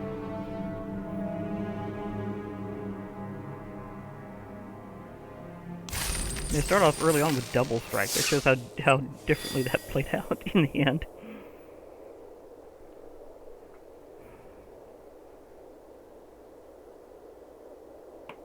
So let's see what transforms this time.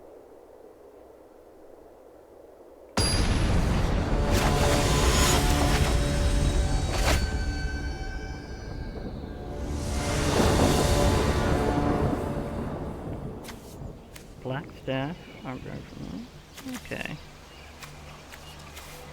You can go with that.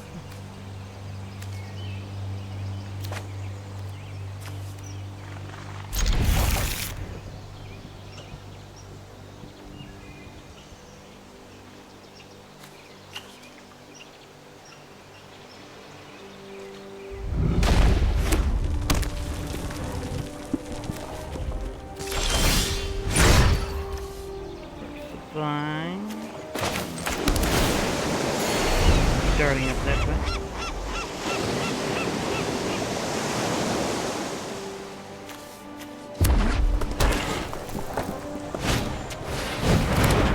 They have 7 dwarves. I do not know if they're going to have 4.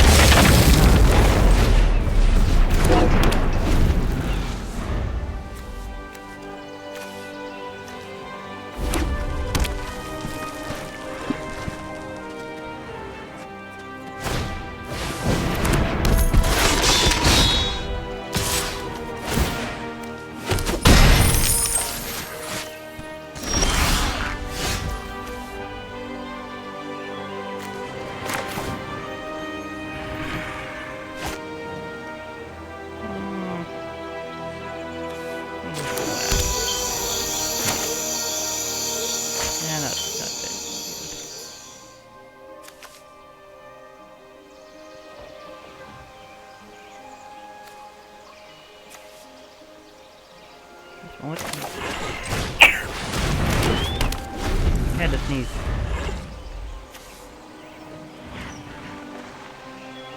And this one's decently warded, so that helps. Now, my question is, can they actually have up to 7 dwarves in a brawl deck? I mean, it says so as a roll card, but the format would say otherwise.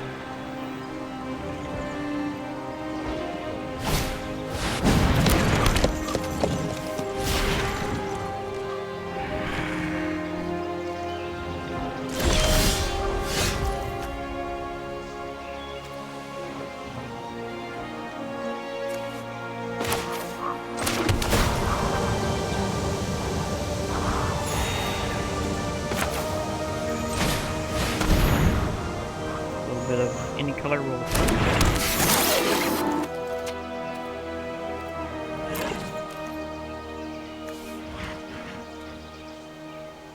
The Arcbound Flasher. So I can speed up. They've got something that if they want to do, it would be a little difficult for me to get rid of right now.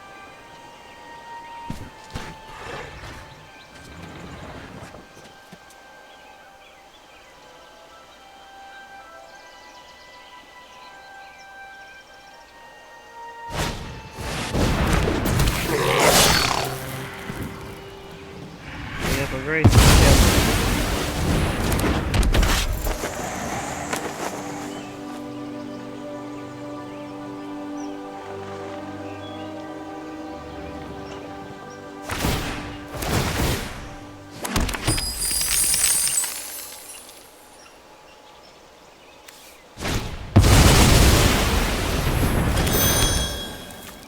okay, they are going through lots of treasure and stuff. I'm surprised they didn't attack, actually.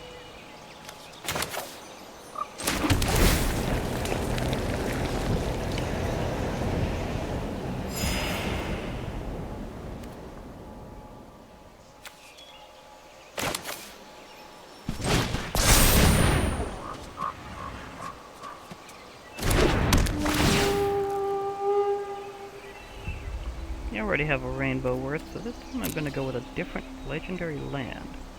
Well, yeah, this is time for Adventurous Fair.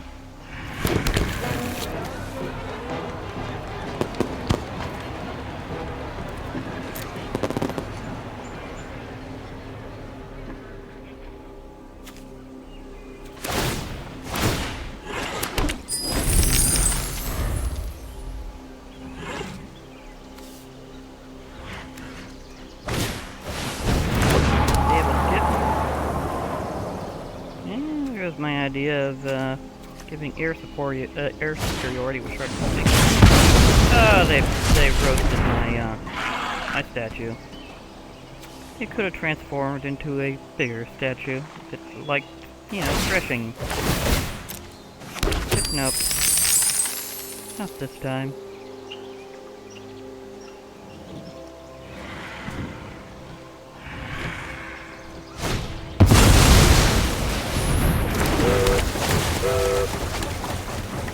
We have a barge. It's large and it's a barge.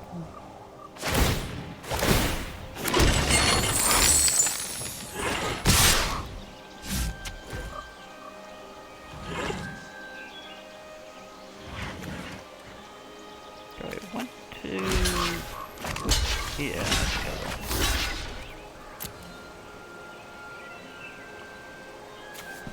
I haven't got to really use my step out. I haven't got to really use it because I need to maintain other things, so.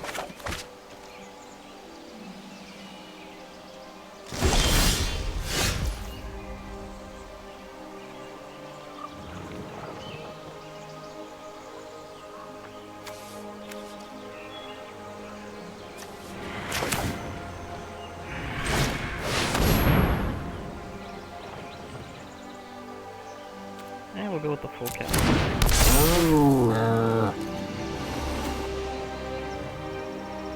Hey, get rid of that goblin war chief, though.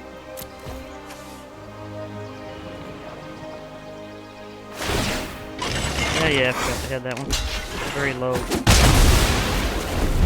crew cost. So that was new.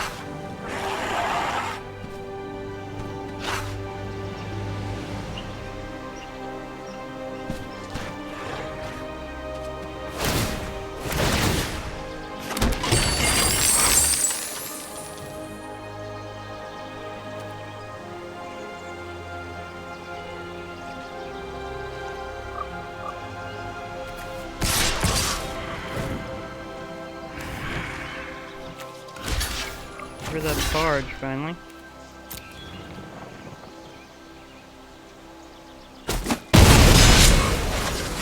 That one went down. That was pretty mutual.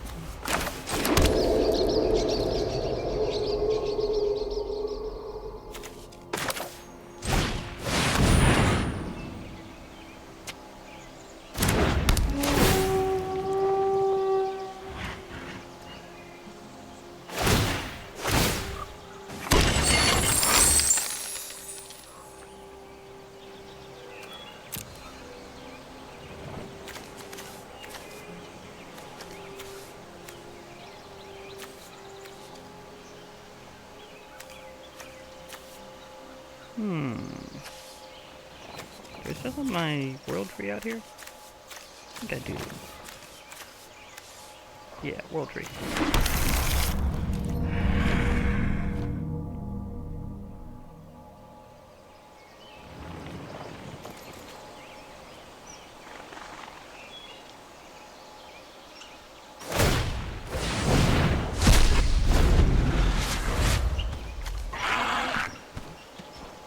Excel in the schedule.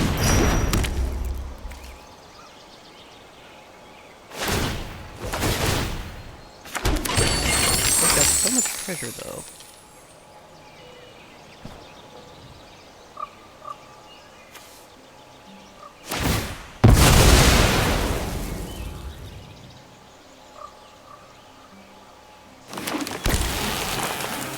Wood Nexus? Okay.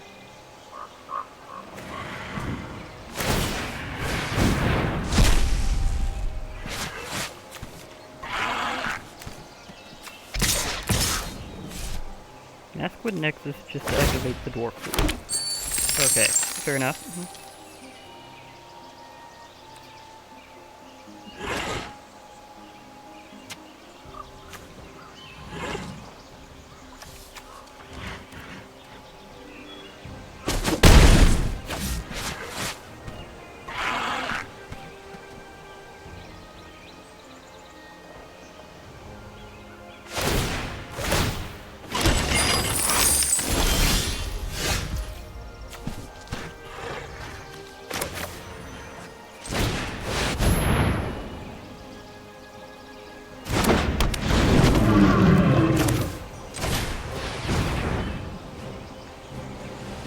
This ought to be interesting.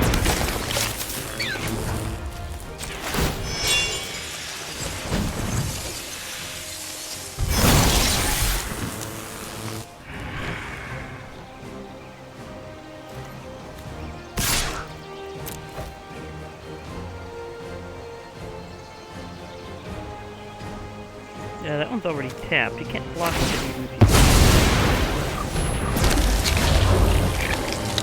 Yes, you have another one of those.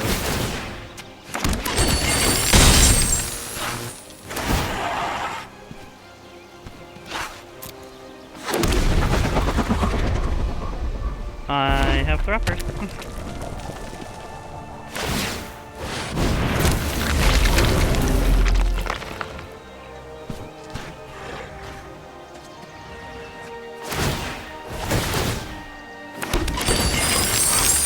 So much food.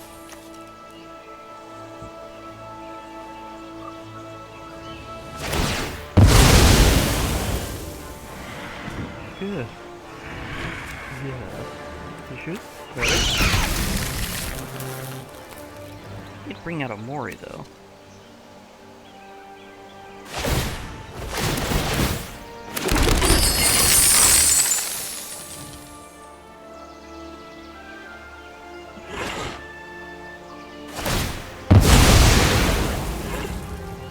That is what combo they got going there. To get a whole bunch of other stuff. Wow, that's a lot of guys.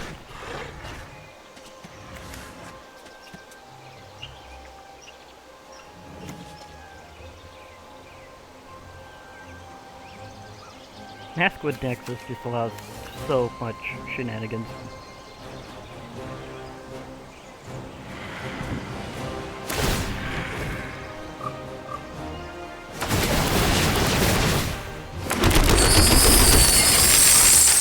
Wait, how did that work? They get all the... Oh, okay. Wait, that's still not enough. Did they like rapid fire tap out their goblins and they could have otherwise attacked them? I think they did, just with that much of... Okay. A Terror of the Peaks, that's...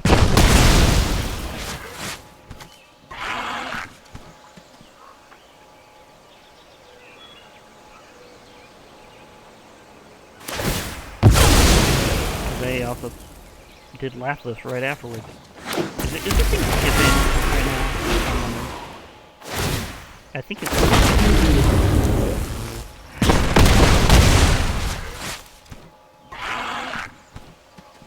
Yeah, I think it's skipping.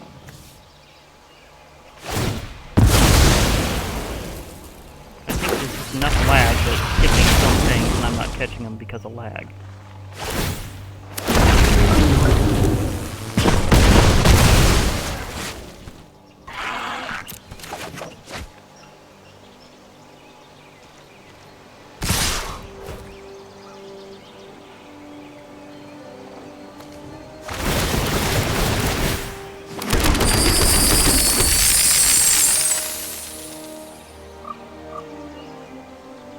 Yeah, there's definitely like some lag issues popping through there.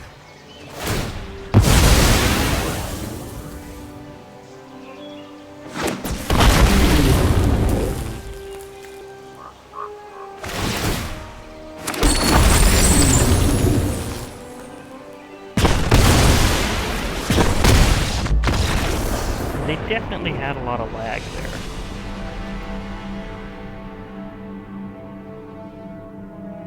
Mostly just skipping some things in between, but everything was still happening, but it just didn't have everything like, yeah, it like skipped frames or something of things happening. Like I didn't see all the stuff happen, it just skipped to it. So that was weird. I usually don't have that kind of lag here. I have other kinds of lag, yeah, but usually not that one. So that was weird. Did they kind of overload the visuals or something? Or was skipping, like, triggers? Because I'm wondering what was the cause of that, because there's some things I clearly didn't see happen, but I know they happened. Like, I could see it, like, what happened afterwards, going, okay. but like the actual visual didn't, like, it like skipped over it or something. I think they overloaded part of the system with their triggers. So yeah, again, you get shenanigans from Maskwood Nexus. So yeah.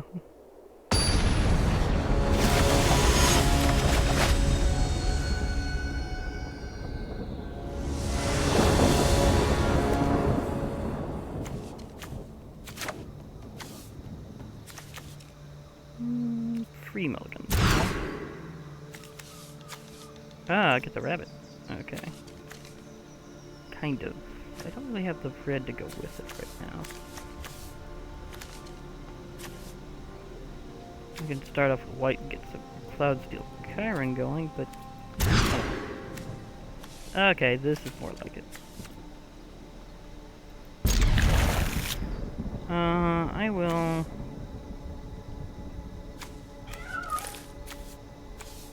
I will put up the Cascade for now. It seemed like a weird choice, but yeah.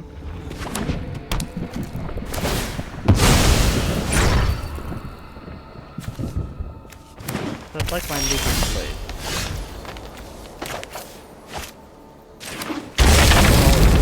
Absolutely later.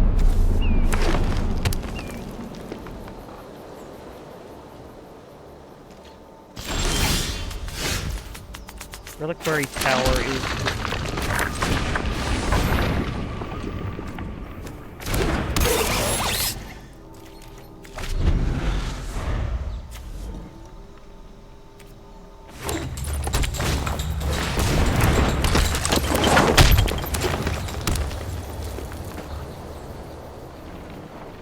Yeah, I see Azusa has shown up. Hi, Azusa. But you also factor into the whole story of Kamigawa, so it's interesting timing.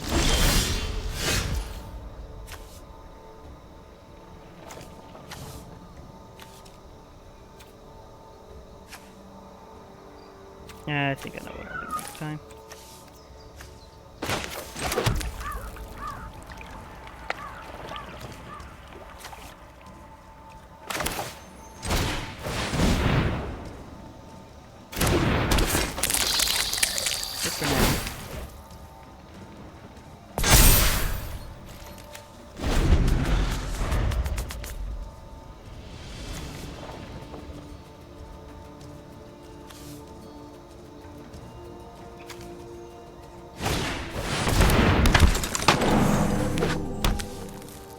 Autumn.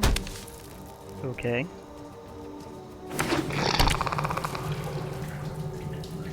That was a lot of rapid fire action because of Azusa. And her ability to just play extra lands is really, really useful. Of course, you have to play things other than lands eventually. Kind of. I mean, there's again, I have transforming lands, so yeah. I'll have Blinkmouth Nexus, so yeah, they might have a flying Blinkmouth coming my way. That one just still has Summoning Sickness as a creature, so...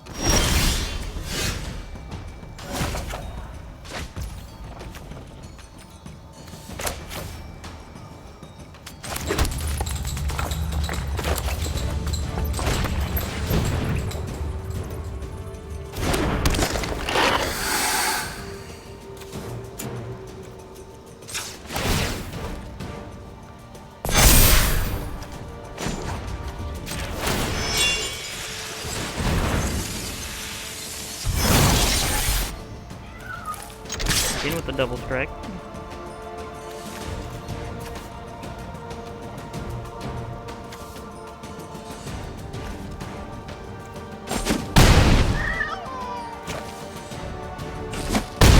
Ow! They took a lot of damage that time. Still, a nice friendly cameo hello. Zendikar's Royal.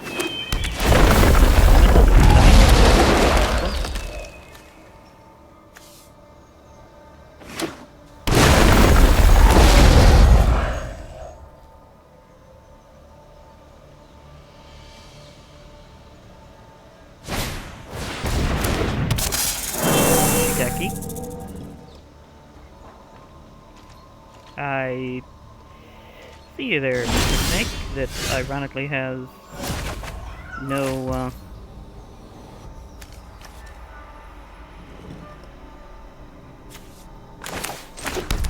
no death touch.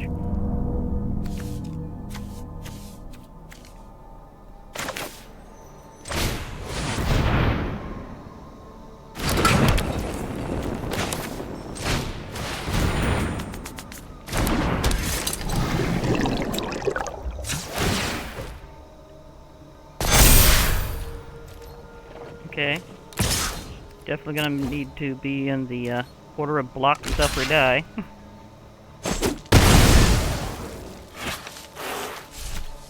Especially when eventually I will get some things to give this thing flying. Not a bad thing, is it?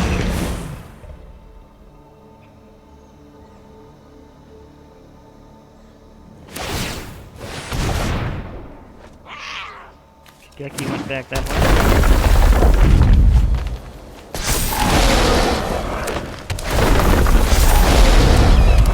Still take that one down. Now I get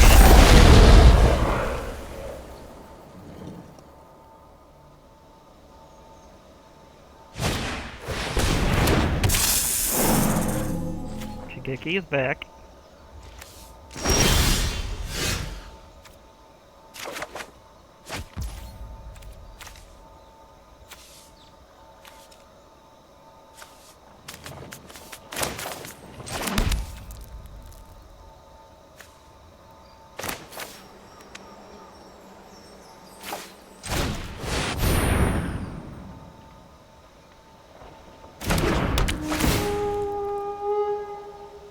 Now for something completely different.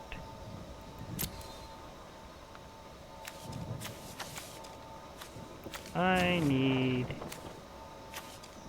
possible flyer to equip up, so I might not have enough mana to do it all the time, but also, actually, Karn's Bastion might be a better idea.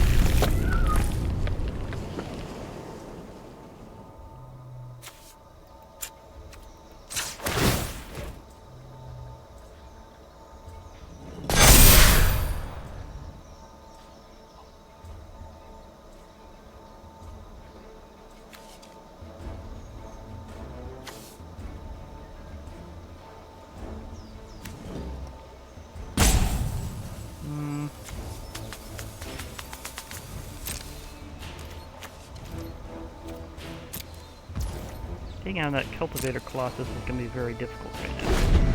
Got 12 points of attack power from this one, but yeah, that's it.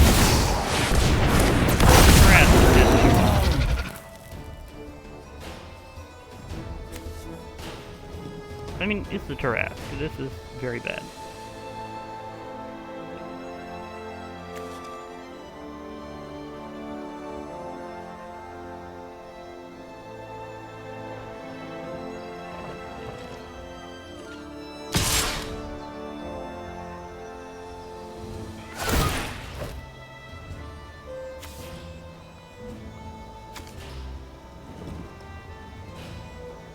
Really? They actually knew what to do? I mean, bizarrely enough, you sealed its fate because this has first strike. I mean, you did take down my one there, but still. The Tarrasque has been defeated in a surprise upset, so okay. Did not see that trade-off happening, but I respect that.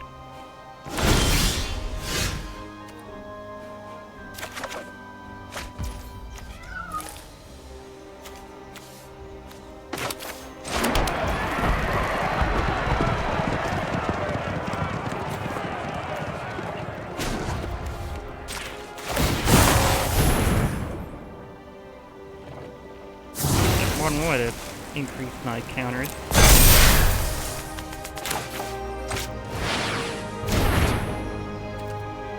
Okay, I still have the ability to get past that thing. Golos, I can activate a special ability. But I have a lot of things to worry about, like that giant Colossus there. That thing is a serious problem.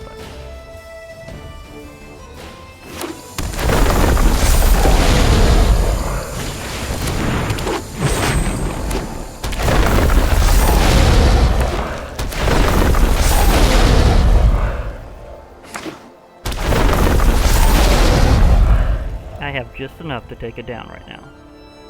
As long as they don't keep throwing down more lands, I can take out the Colossus if it attacks.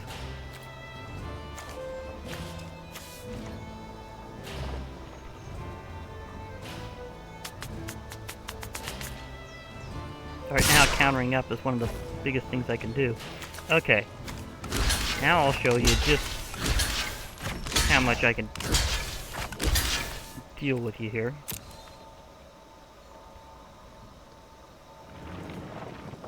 Because that's got double strike. That's 14 points right there.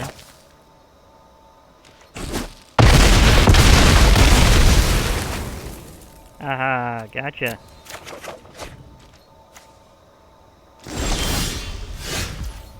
The Adventure's Fair. Sweet. I need to kind of recharge some things, so we'll see it.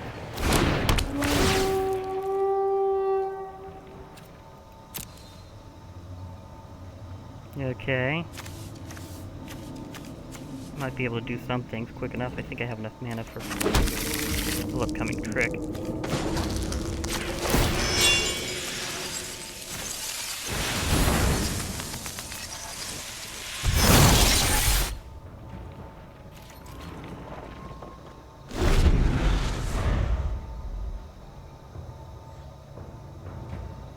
This has been an epic one.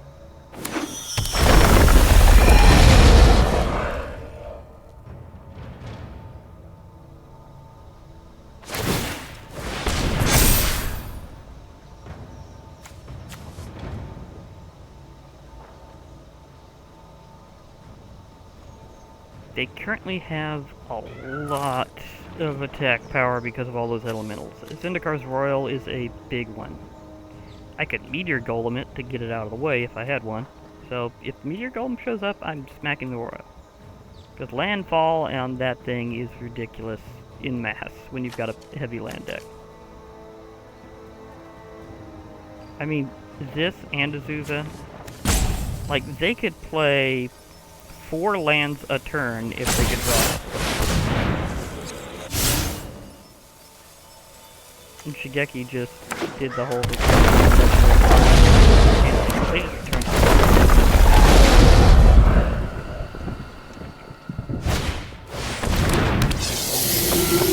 That one allows you to play lands from your graveyard. So if they've got a lot of lands in their graveyard, which they don't really, then that could be a big thing. Okay, they're going on that. Okay. And Azusa would not be a big thing right now.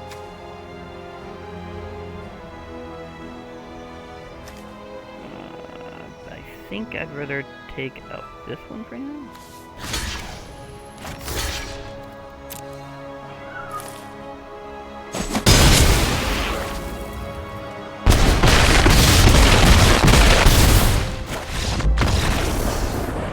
Yeah, again, they just had like an absolute swarm of stuff.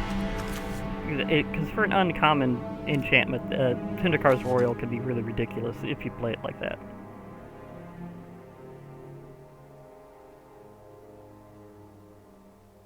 But to be perfectly fair, I usually have more of my issues getting past the third thing when it comes to midweek Magic.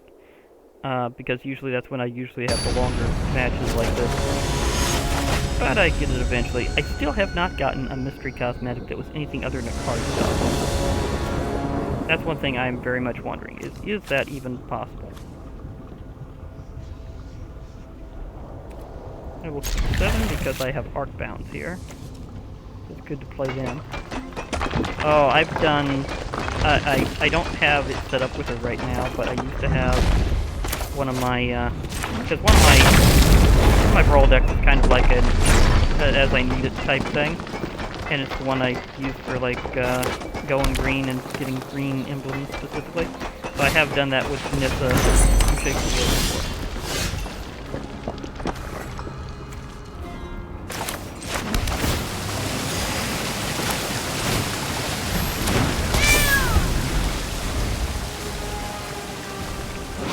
It doesn't hum, it purr. It doesn't, I got that mixed up. It doesn't purr, it hums. Mechanical cat. It doesn't purr, it hums.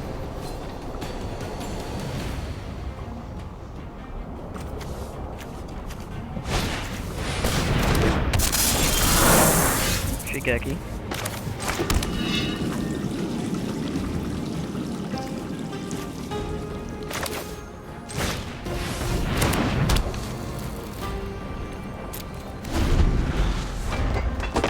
Shigeki's been showing up a lot today. Just saying. Nice to have someone with a golden voice. That's a good one. It's a goldfish on Arena. Yeah, that's nice. Got my inspector with that color. Ah, treasure chest. They're gonna try looting thing once they get later. So they're gonna roll a dice and see what happens. So loot, loot, loot.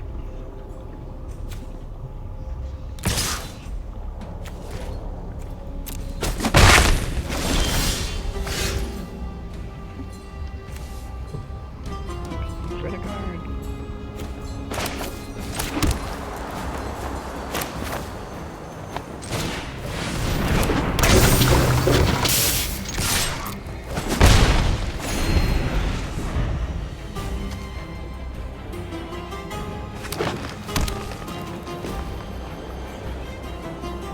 Mystic Skull looks out in an interesting way. Do I want a Mirage Mirror?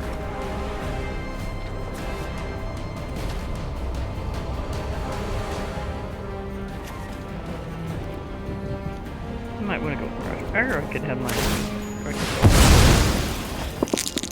It is a... Oh, they actually got the 20. But there's no creature in anybody's graveyard right now. Oh my gosh, they got the natural 20, but it has nothing to get... Oh gosh. Oh, they must be having such... Oh god, they must be having such mixed emotions right now. Oh my gosh. They got the 20. But there's nothing to take from a graveyard. Oh my gosh. No, wait, wrong one. This is the treasure chest. Why was I thinking that they had, why was I thinking for a moment that they had a deck of mini things out? So right now they're searching for a card instead. So they can get an artifact right onto the battlefield, and which might wind up being deck of many things. But they actually got a natural 20 with treasure chest. So that's really good. I was gonna say if it was I've been doing deck of many things too much. I thought it was deck of many things for some weird reason for a moment, even though I earlier known it was treasure chest, which is very weird. But yeah. But if they'd gotten a natural 20 right now with deck of many things, they would have been having such mixed emotions.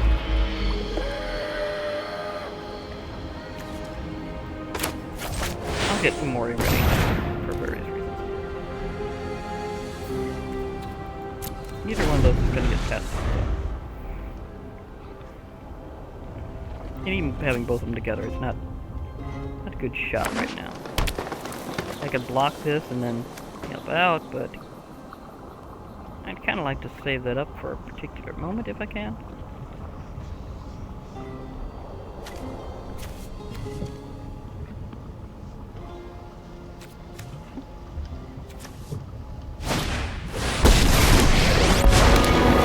Protect that which cannot protect itself.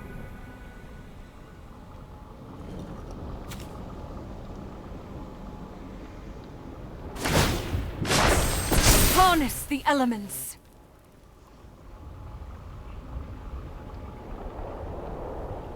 See, now if they attack with this, I can actually kill the land.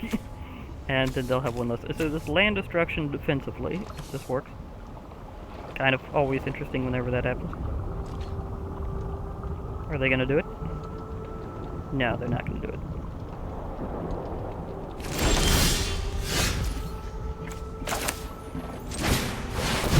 So I'm going to Amori.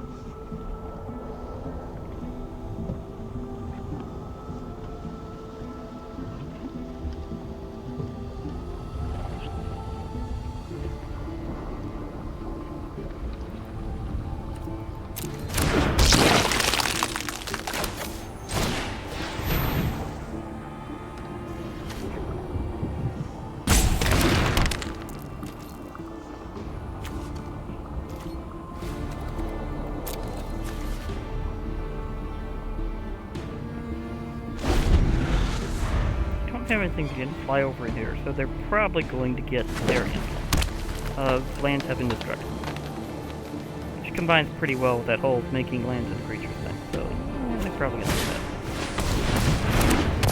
that. That one powered up quickly. Oh, a Shia. Everybody has a Shia now because of that one free deck they gave everybody. So yeah. And Ashaya is blatantly ridiculous. Especially when this combo is crazy. Because all lands have indestructible, suddenly comes all your land creatures have indestructible. Oh, and Every exploit ripples through time. I'm thinking of a deck with Uji. Be mindful. Are you gonna zap him more? I can create or destroy.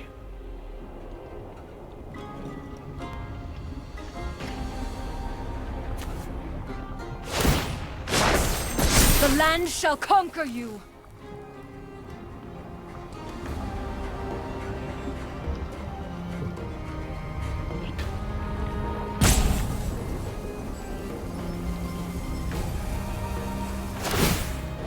Deck-a-thon. Be nice if I could show you up and get through here, but we'll see, because Shia is very overpowering. And is another one of those cards that can make tremendous amounts of hijinks. But suddenly every creature is a land. Specifically a forest. So, everyone blends in with the forest if you have a Shia.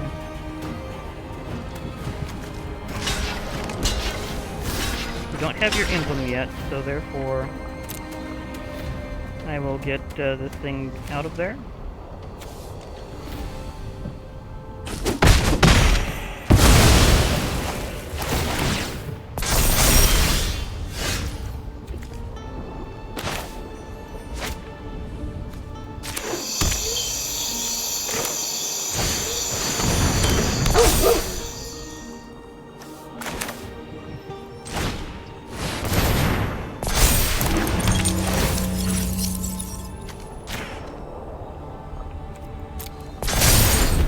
Okay, now I have a 6/6 Arcbound, so yeah. And this is how you stockpile some serious counters sometimes, but it's not going to be enough because the Shia is ridiculous. I mean, the Shia is still, like, more powerful and tough than this creature, and I use some serious modular there.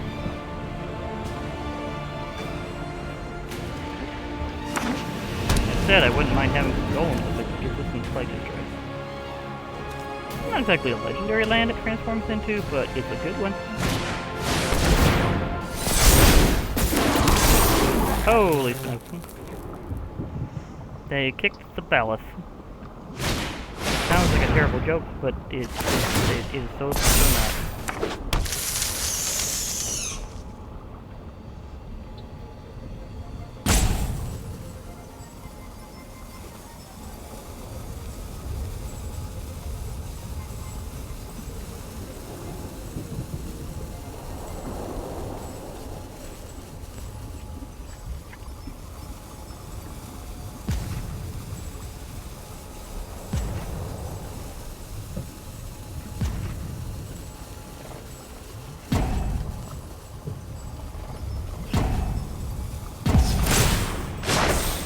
The land fights for us. I think they might be more out of,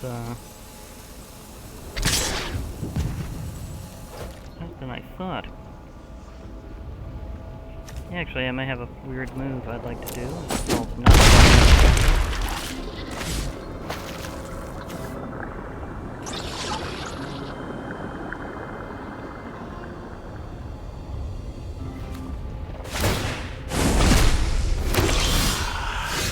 Secrets manifest before you.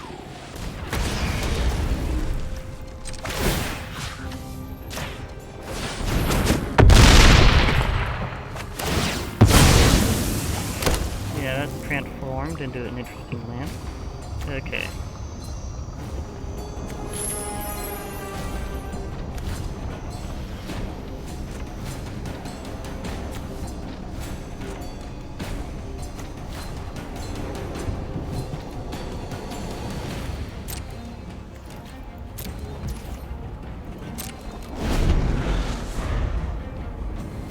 I would like to...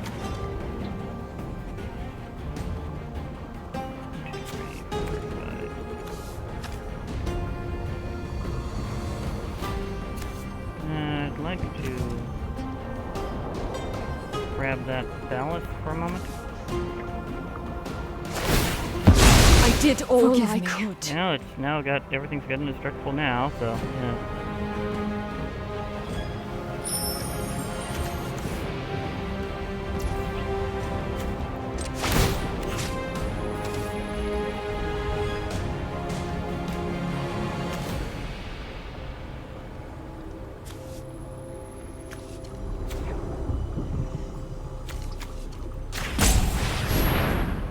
Yeah, I'm taking that for now.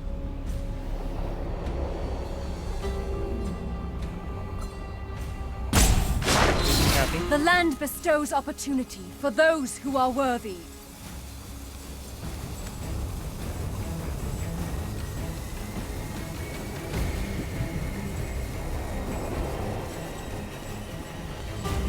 But since lands will be indestructible, I can't get rid of that completely.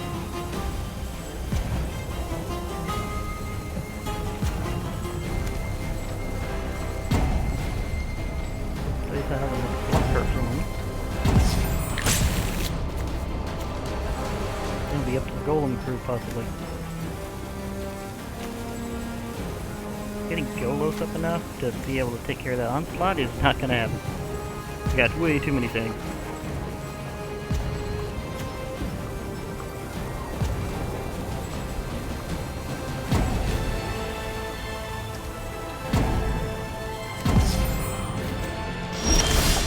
Yeah, they did not attack. I am very surprised.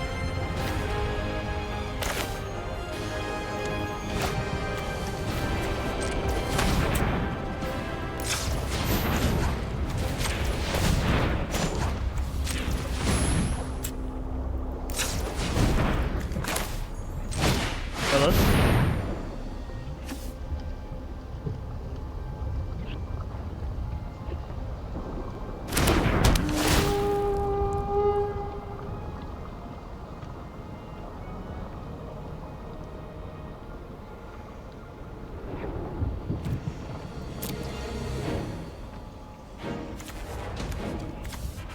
Okay.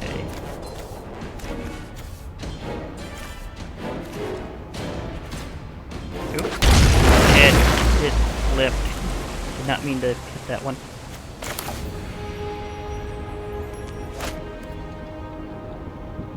I did not mean to grab that one.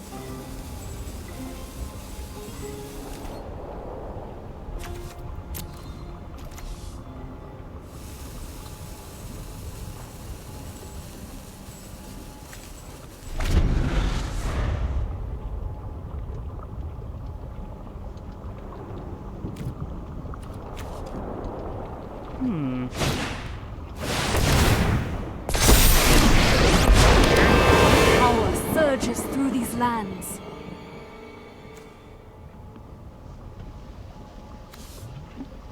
But of course they have lots of things going on, including Nissa showing back up. Okay. We just have guys cradle of the creature showing here. Do they actually have any shrines in this deck? They might. There's a few green ones.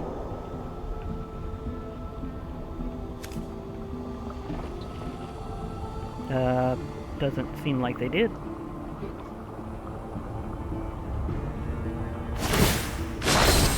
Be wary of the ground you walk on.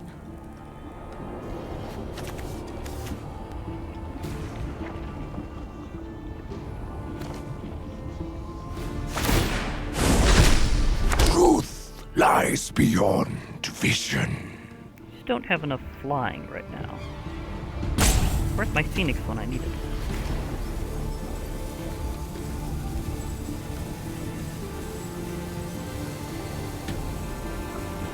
Of course, this will have flying in a moment. Because I'm kind of got ideas.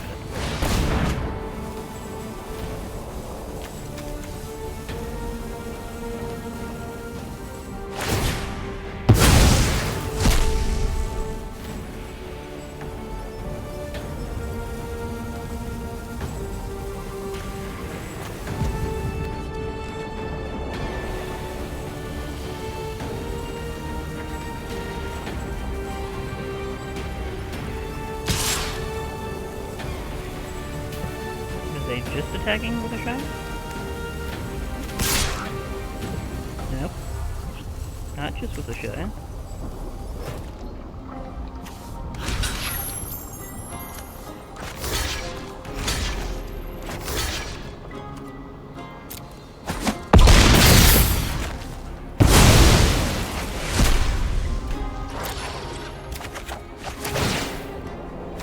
The thing is, her ability only really works with tokens.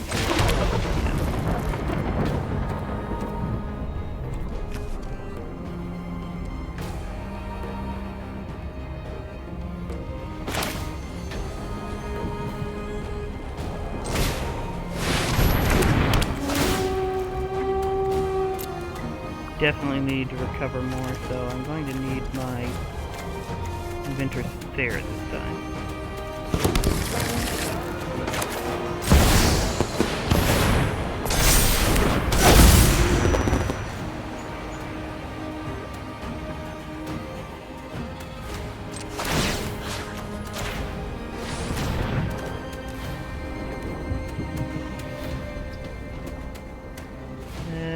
They have more things to block with. I won't be able to yet.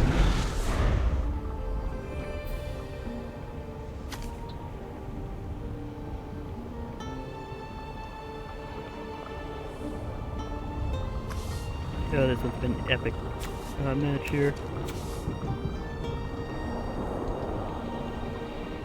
Might even transform my Mystic Monstrosity.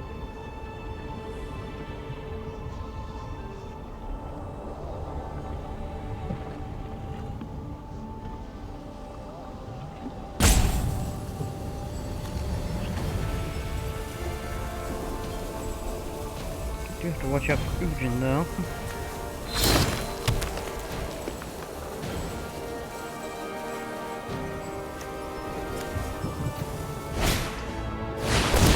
Boring stuff. That sucks. That'll decrease my modular.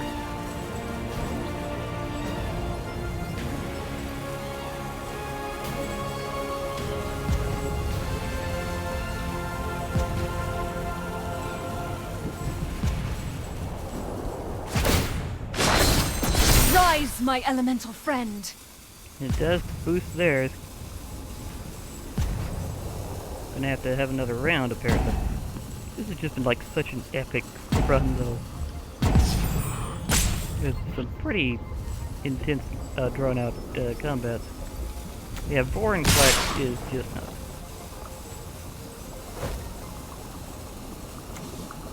This'll probably be the end of it, though.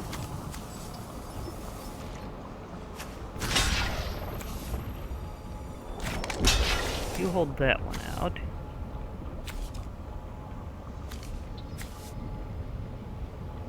Oh yeah, I should have tried something with that one. Oh well. Be another time. You can take that one out. You can be commander versus commander, kind of, but not exactly, because the Shy was made by Nissa. The others are probably too many things, so we'll see. Yeah, that has like way too many counters on it.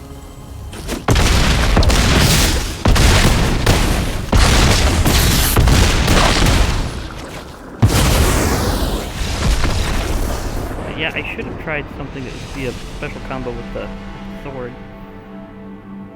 But I'll have another opportunity.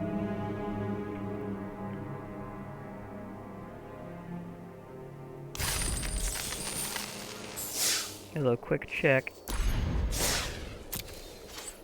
Yeah, this hasn't been a big one for attack. Playing color spells, yeah, I've been going rainbow around here. But attacking, I haven't had as many opportunities as I could have. The ones I have had been mostly with one creature attacking really big.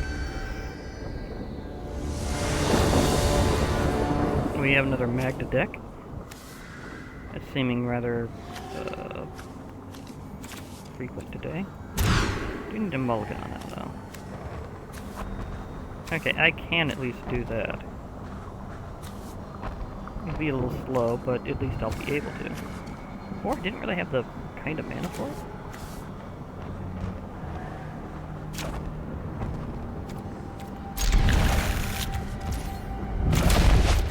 Ooh, Gren was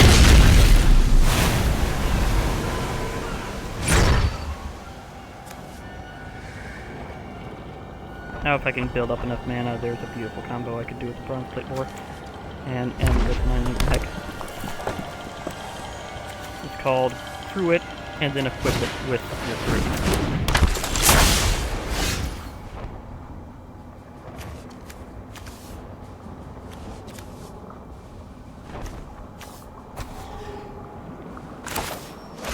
Catch it down. I don't have the ability to even channel Ganjo yet.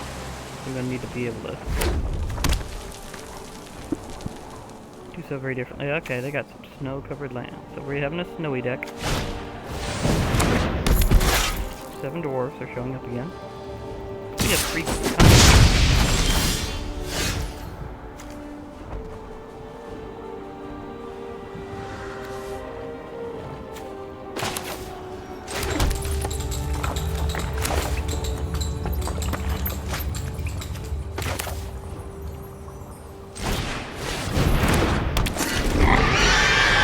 I have a boar.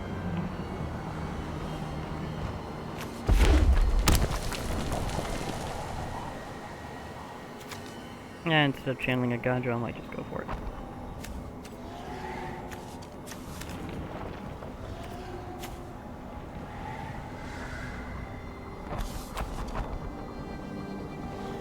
This is definitely a burn deck, right? They're gonna roast my boar. Even if it's an artifact creature, they're gonna roast my boar.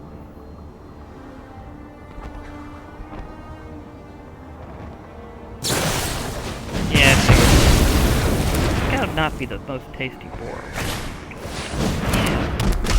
Now there goes showing off that. See, but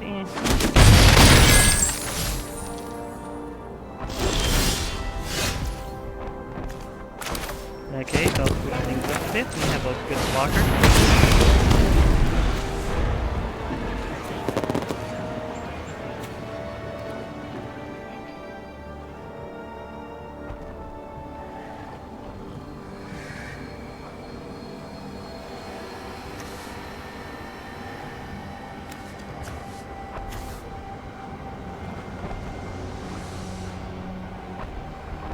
So for a while I thought things closed.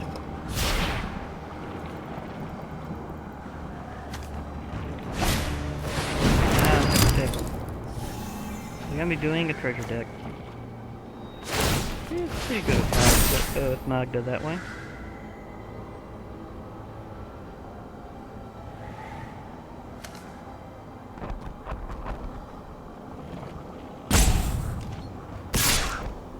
Seven Dwarves can attack without me getting the thing through.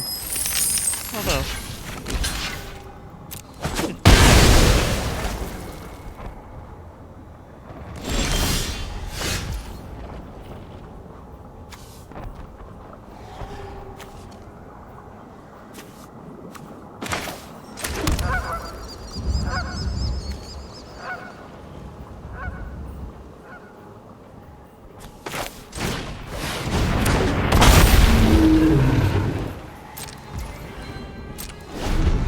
I have a slightly artifact dragon.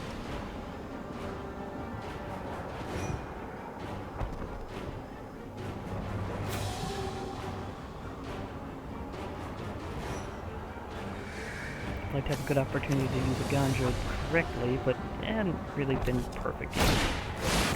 Oh, the Bearded Axe. That thing is awe-inspiringly good. They have enough treasure to equip it.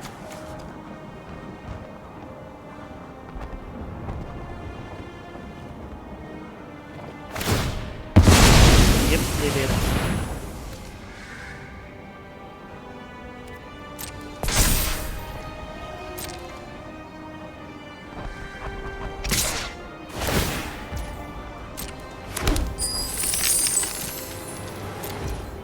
Not this time.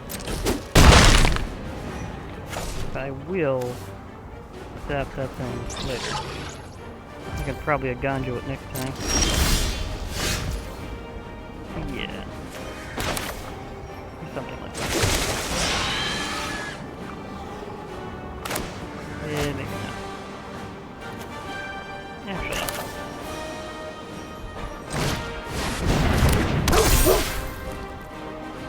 these two together might be able to help.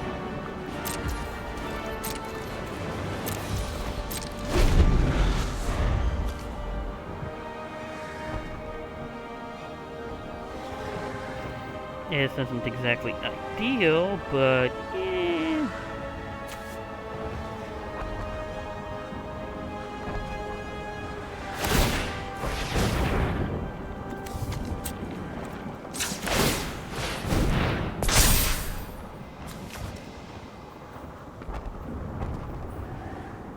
Maybe it'll be a waste of good modular, but it'll at least slow her down.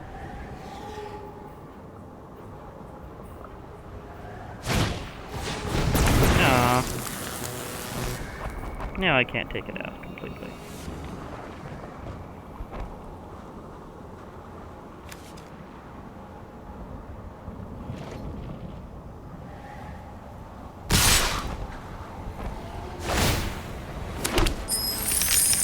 But I can build mine up actually, so.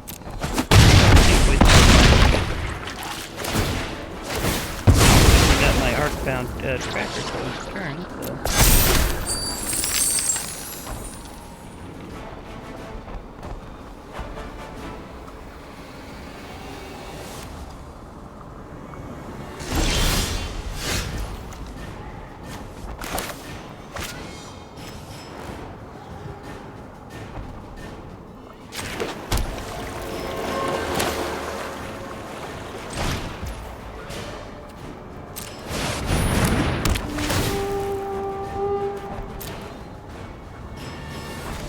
Be a good one for World Tree.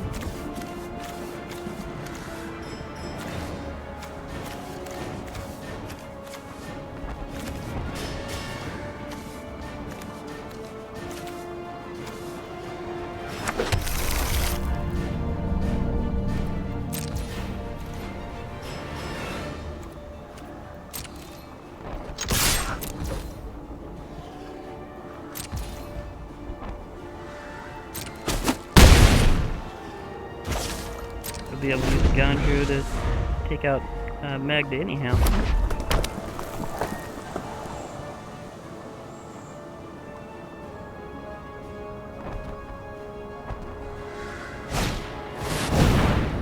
That thing's problematic.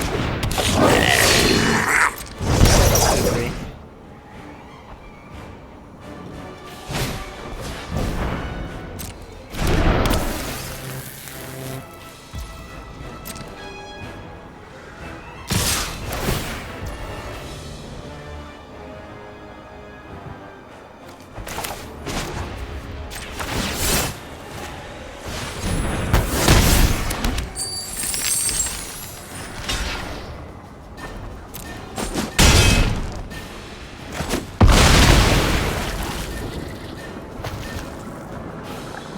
This deck has been having a rough time today.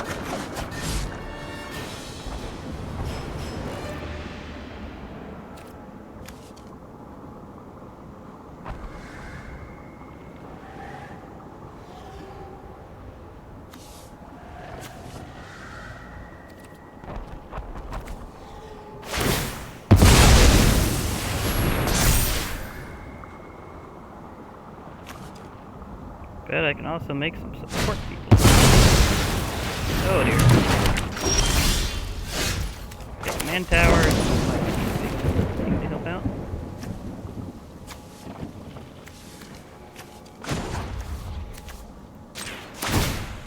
Support extras, come in. Okay, time to come in. Mori, get ready.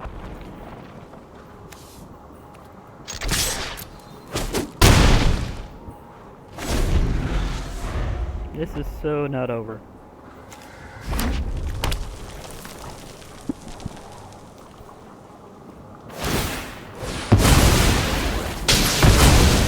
Yeah. Figured they was gonna roast that one.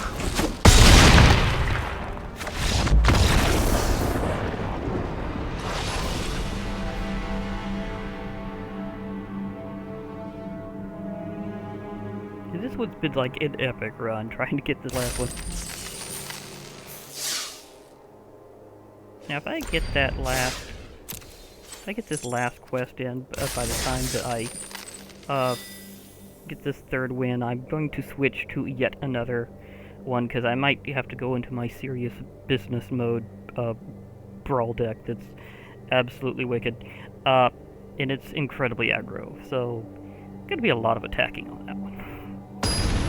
Not everything's based around attacking and aggro, but there are some.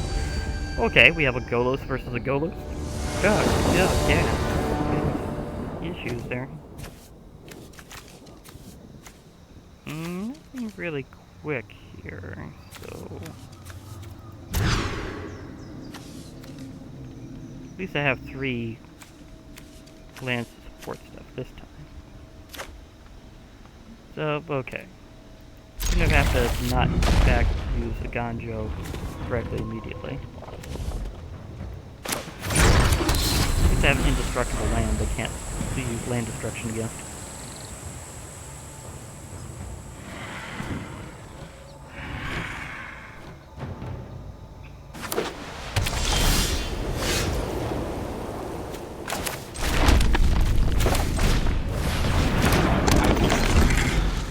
And I can also use that to assist me with some mana production. It's gonna be a little awkward if I have to, but I can. The lair or Ganjo.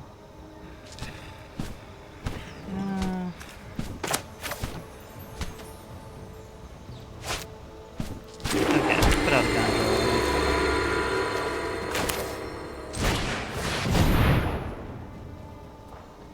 Be perfectly fair, I got a lot of ways of making combos with it. Whenever I put out the foreboding statue, it's going to be a bit easier there.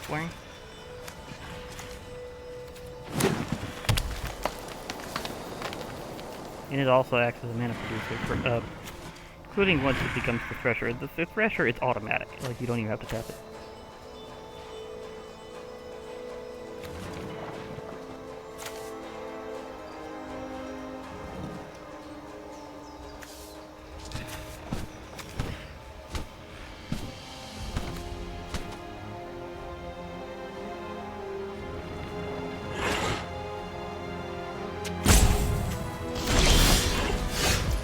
The Jar Mirror Lake.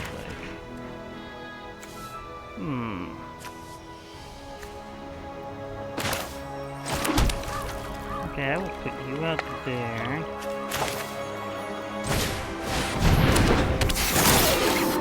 And my shape-shifting artifact creature here is the changeling, and I'm going to bonk you there.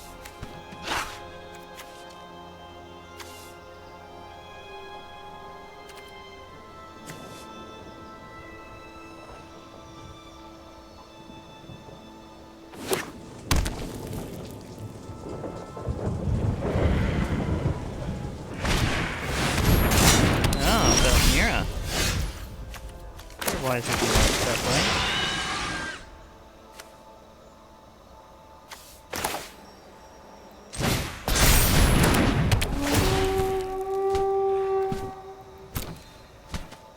Now this looks like a job for... Actually, I think I might go Inventor's Fair.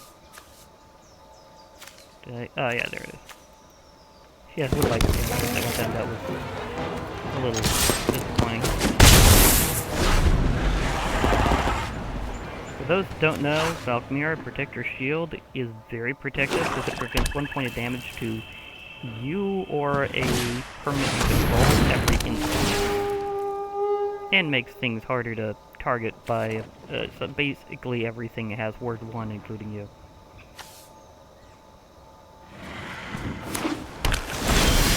Here's an item. Interesting. I have a code. Okay.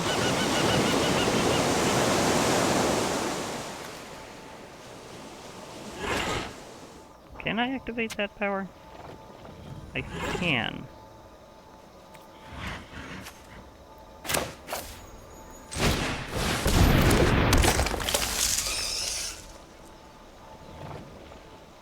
Do I want to burn the Mimic? Yeah, I think I need to.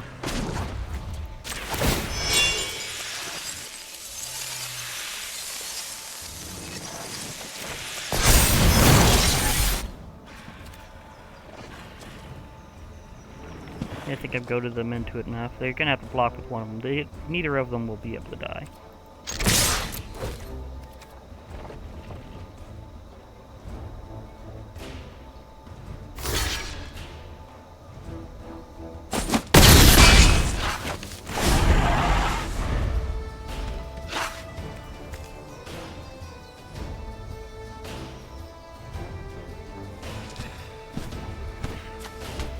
Definitely have the ability to actually use the Conqueror's Galleon.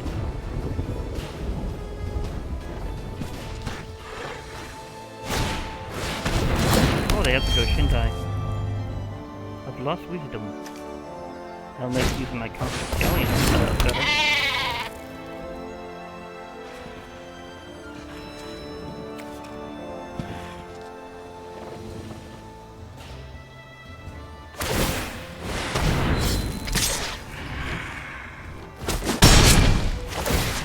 Drawing a card.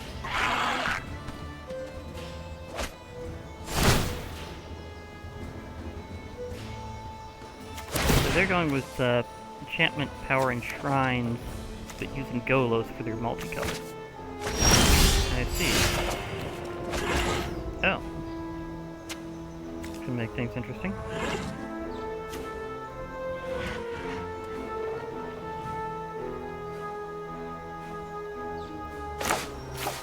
I think I got an idea.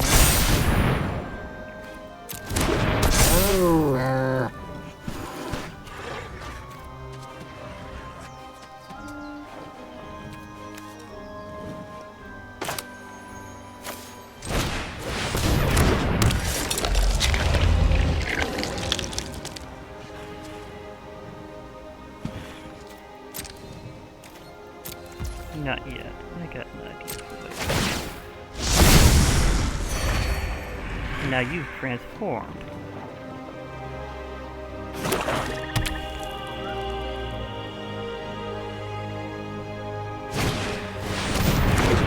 Yep, they're going with a shrine deck based on Golos, which is one concept I had because he kind of, like a pilgrim, kind of makes you think of going to a pilgrimage to sacred locations, like shrines, so I was kind of thinking of that as a concept as well. But eventually went with Iseka because she's also an enchantment.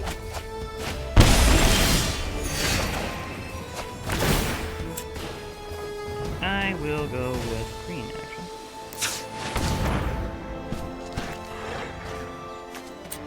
I will activate my ability. Thank you. Oh, let's go. Mech Titan Core.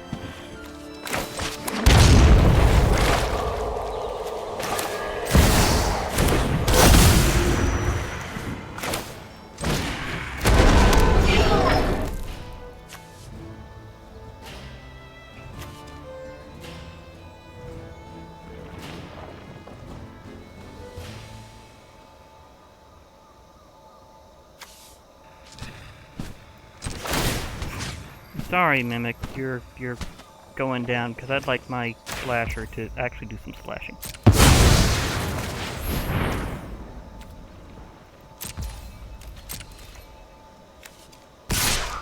So something's gonna take a hit between those three things.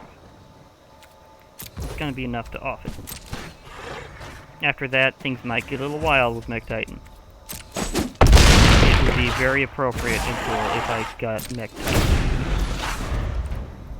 They're gonna recover a bit because of Nick's Ram, but Mech Titan is ridiculously good.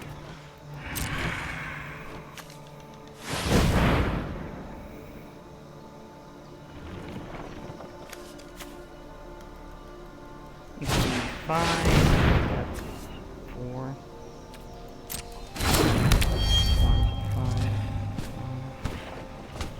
Okay, it would take 10 overall to just go all out in one shot. Getting close.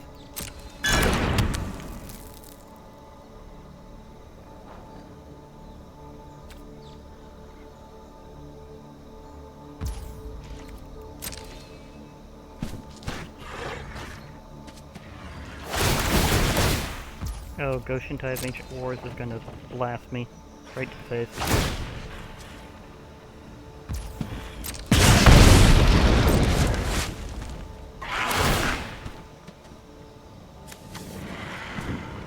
Well, that's gonna be an interesting thing to kind of work that way in a little while. Once I get the Conqueror Stallion out, that will also help out something. Having that backup. Okay. Oh, it's might be a little over for them for a moment because of what I'm about to do. Mech Titan Core, we are absolutely going nuts with you right now.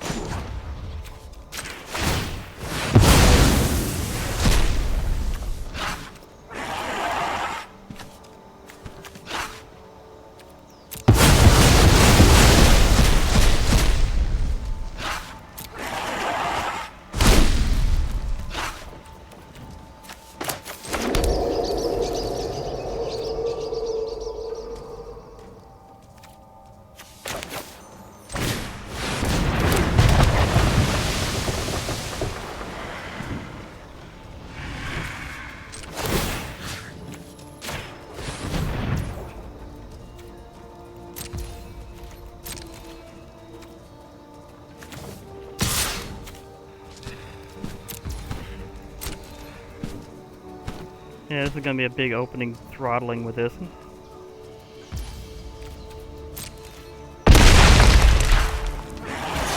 Oh yeah, that felt good.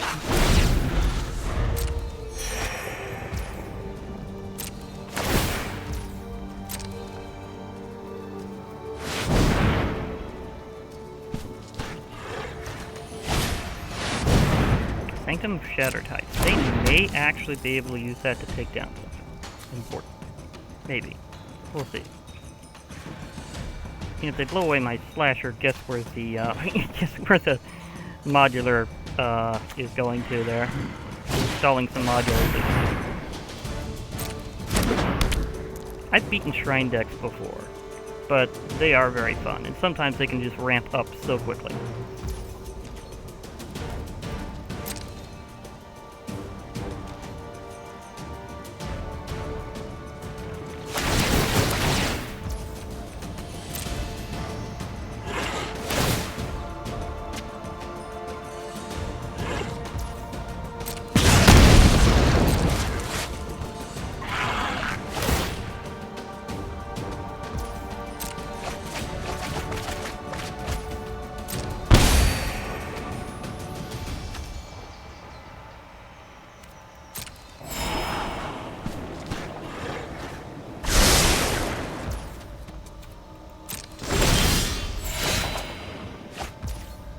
I'm sorry to inform you, this is going to be just completely out of it.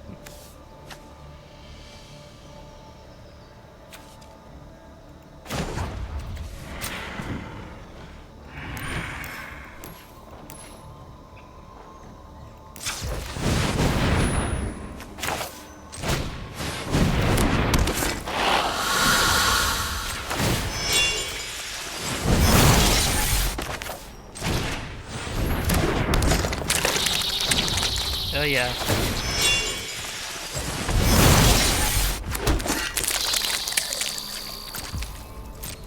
It has been a great game.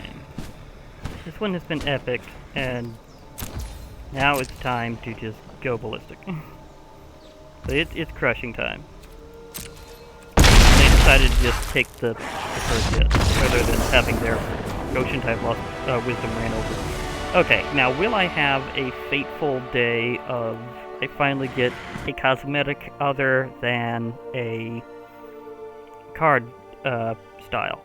Because there are other cosmetic items out there in the game that are not card styles, and I've gotten them before whenever it was Friday Night Magic at home, and we had like the things from our this is a card style, and we had our things from our our local shops that got integrated. But yeah, this time no. Okay, now I have enough for the store to get me those extra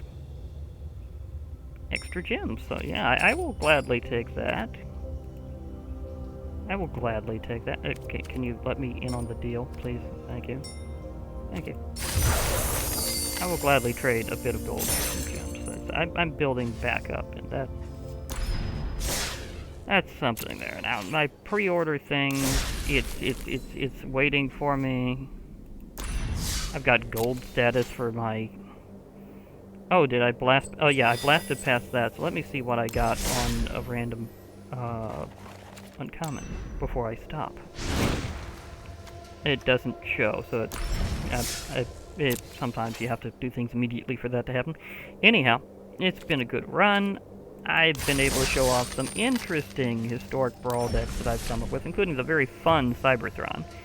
I have had a lot more luck with Cyberthron on just open random plays with it than I have there, so that was not the best showing of it. But hey, it ended off with one of the big ones. It's one of the big combos with it. The ability to make Mech Titan. So yeah, I ended off with Mech Titan. How often is that going to happen? Well, with this deck, more often than you might think, because I have a lot of artifact creatures for it to combine with. So yeah, Mech Titan assemble. Oh gosh, that was a beautiful ending. Anyhow, I will be heading off for now. So, hope you have a nice day, everybody. Hope you hear from me again. Bye for now, and remember, MTG forever.